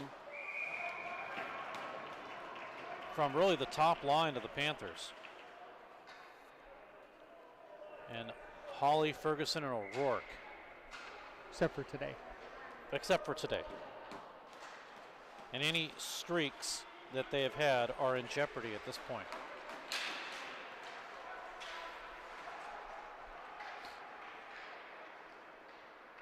Cuts right side.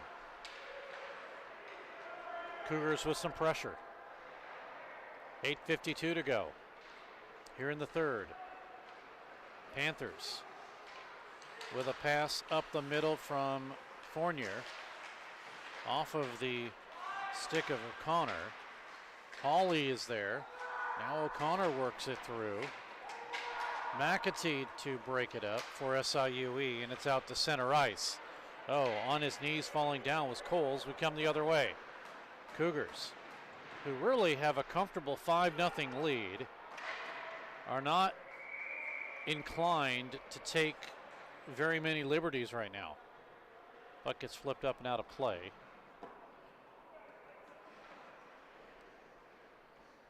So if you're the Panthers, and a 5-0 lead is the worst lead in hockey, just want to chip away here. A goal a minute will do it. Yeah, a minute and a half maybe, but yes. It's been done before. Other teams we've covered have done it.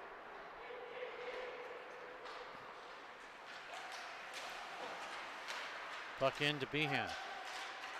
Comes right out in front. Worked through. Lourenco. He's fighting for it. Now taken by Behan. Off the boards. They get it in a front drive, save, rebound, loose. Where is it? A secondary shot. Lourenco couldn't grab it as Rash made the save on Behan, and now we get a whistle for, I guess, an offside. Players. Well, the play is in the zone. I'm not sure what the stoppage was for. So it could not have been any issue with the Panthers, or the puck would have come out.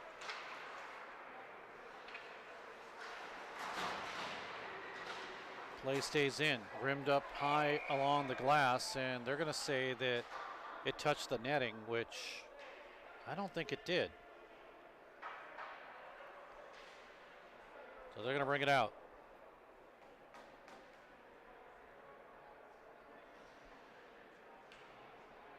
.736 to go here in the third.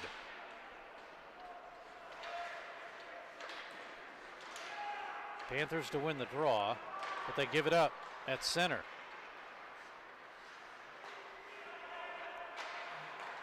Underneath the stick of Behan, and it's out to center ice. No icing. Panthers with possession in their own zone. And bring it out to center from Labutis, or from Labutis. Now drive in. And we get a stoppage in play. That was actually 77, Lourenco.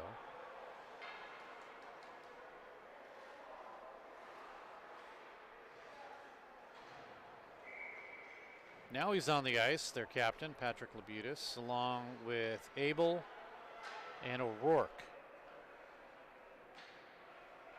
McAtee in to take the draw for SIUE. Garofalo up front too. Shot in, saved by Rash, as Labutis was right in front. Abel fighting for it. Labutis tried to keep it in. Kicked out to center. Panthers still work it. Across the line to Abel. Has some room. Works it through left side, or I can make that the right side. Left of the goaltender though. Out in front. Shot blocked. Good defensive work as Labutis tried to get the play. Now McAtee. Drop down in. 6:34 to go in the period. Here's Abel. Across the line, Abel working through, gets cut off, and it's taken away and cleared.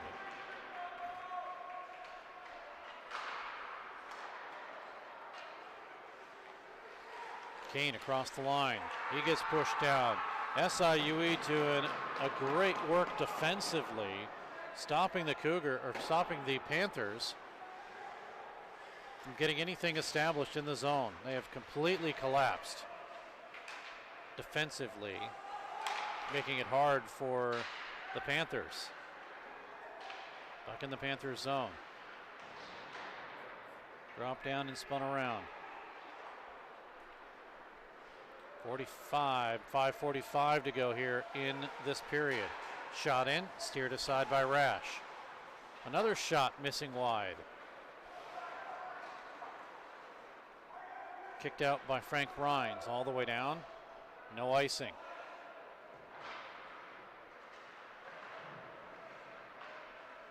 Puck at the far side. Work behind the net. Panthers with Fournier to the corner. They have a 3-on-1, but a bad pass deflected off of the skate of O'Connor. Stays in the zone, though. A shot works its way around, and now a drive missing wide, and we're in the final 5, brought to you by Cadence Insurance. To the corner, and to the point, nobody there for the Panthers, and it's cleared.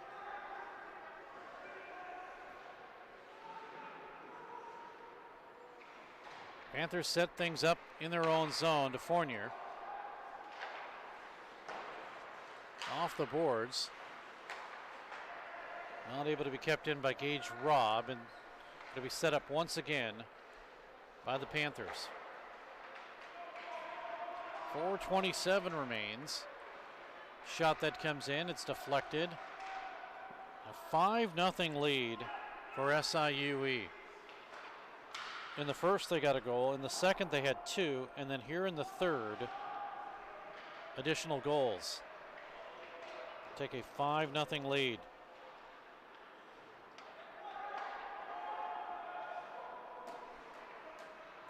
The Panthers out of their own zone. It's not like they've not had possession or chances. They have had some good chances.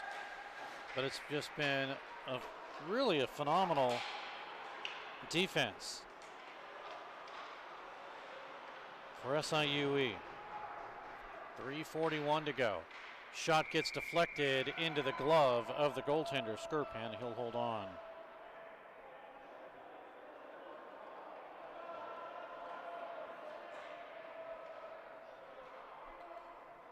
.338 remains.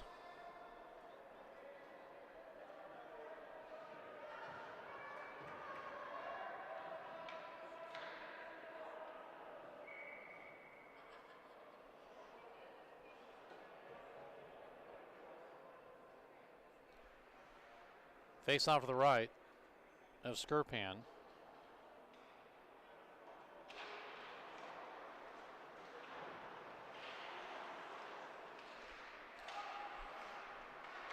Puck at the line, it's kicked out to center. Here come the Panthers. Across the line, working free is Robbie. Gets a shot off, it's deflected.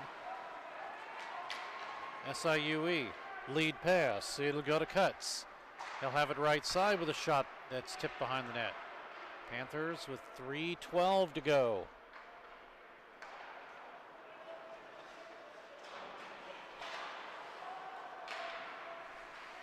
Here's a drive by Kane that's partially blocked. The Panthers, as we get a whistle for a stoppage and play, we're going to get a hand pass. The Panthers have 2 weeks off, and then October 27th and 28th, they will play Illinois State at the Bloomington Ice Center and Grossinger Motors Arena. That'll be the next games for the Drury Panthers. And I believe that's who the Cougars just played last weekend, if I'm not mistaken. Yep, and they lost a pair of games to them. Not that you can read anything into that, but sometimes that's the way it works out. Well, ranking-wise, that can be tough because you lose to a team. If you lose to a top team, that's good because the top team is figuring they're going to beat everybody. But if you lose to a team that loses to other teams, then rankings-wise, that's tough. And it's hard to move up. Kane with a drive. Rash sticks into the corner. Here come SIUE, 2-on-1, and a good defensive play by Labutis, enough to break it up. And it is Skirpan to hold on to that.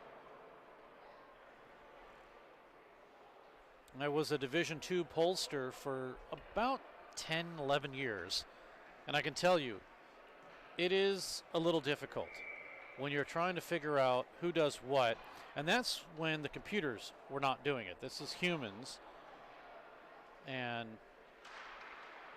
the interesting thing about it is we get a shot that comes in off of Maxfield, sent wide. If you're doing it right, you have to take into account who played who, what the game score was, what the results were. Oh, Fournier tries to race his way through. Now with 1:58 remaining. Down in low, worked into the corner. O'Connor is there. He takes a header into the boards. Centering pass goes behind the net. Grabbed by SIUE.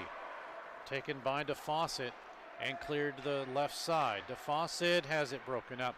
But to get back to the pollster situation, I'll be honest, after games that weekend, you have about 2 to 3 days to figure things out.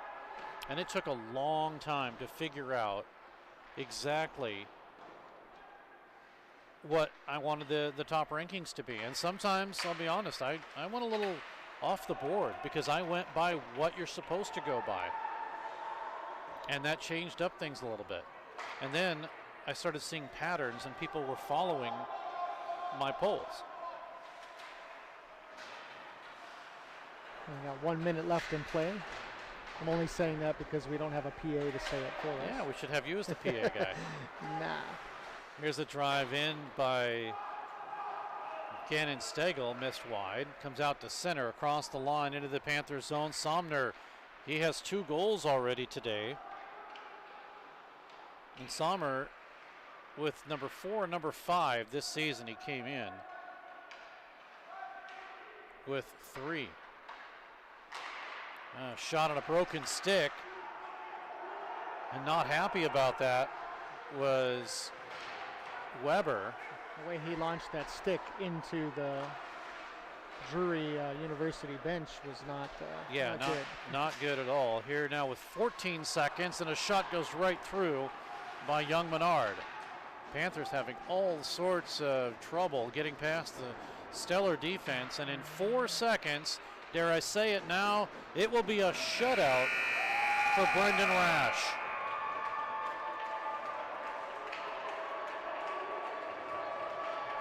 Rash gets his first shutout of the season, facing 33 shots, 10 in the third period. The Panthers with just 7. Take that back. Yeah, the Cougars with 7 on Grayson Skirpan for a 3-period total of 28. The Panthers had 10 on Rash, 3-period total of 33. Goals once again, 1446. Maxfield his 4th. DeFawcett with the assist in the first period. It's 1-0 SIUE. Second period, 148. That's been kind of the key. Early goals. Second period, 148. Harrop his 5th. Second period, 11:20. Sommer his 4th. Third period on the power play early at 1:57. Schreiber his 4th. And then SIUE again at 8:21. Sommer his 5th. Second of the game. Final 5-0. Power plays. Of course, the Panthers 0 for 2 as they did not score. Cougars 1 for 4 with the man advantage. That's going to do it here for us at Jordan Valley Ice Park in the Stan Melton Ice Arena, as the Drury Panthers find themselves losing both games on the weekend. Did I say both? I meant one. They lost one. Yeah, they took it yesterday, although it was 3-2. Probably too close. Yeah, but but they did lose one. It felt like a pair of losses here tonight, unfortunately.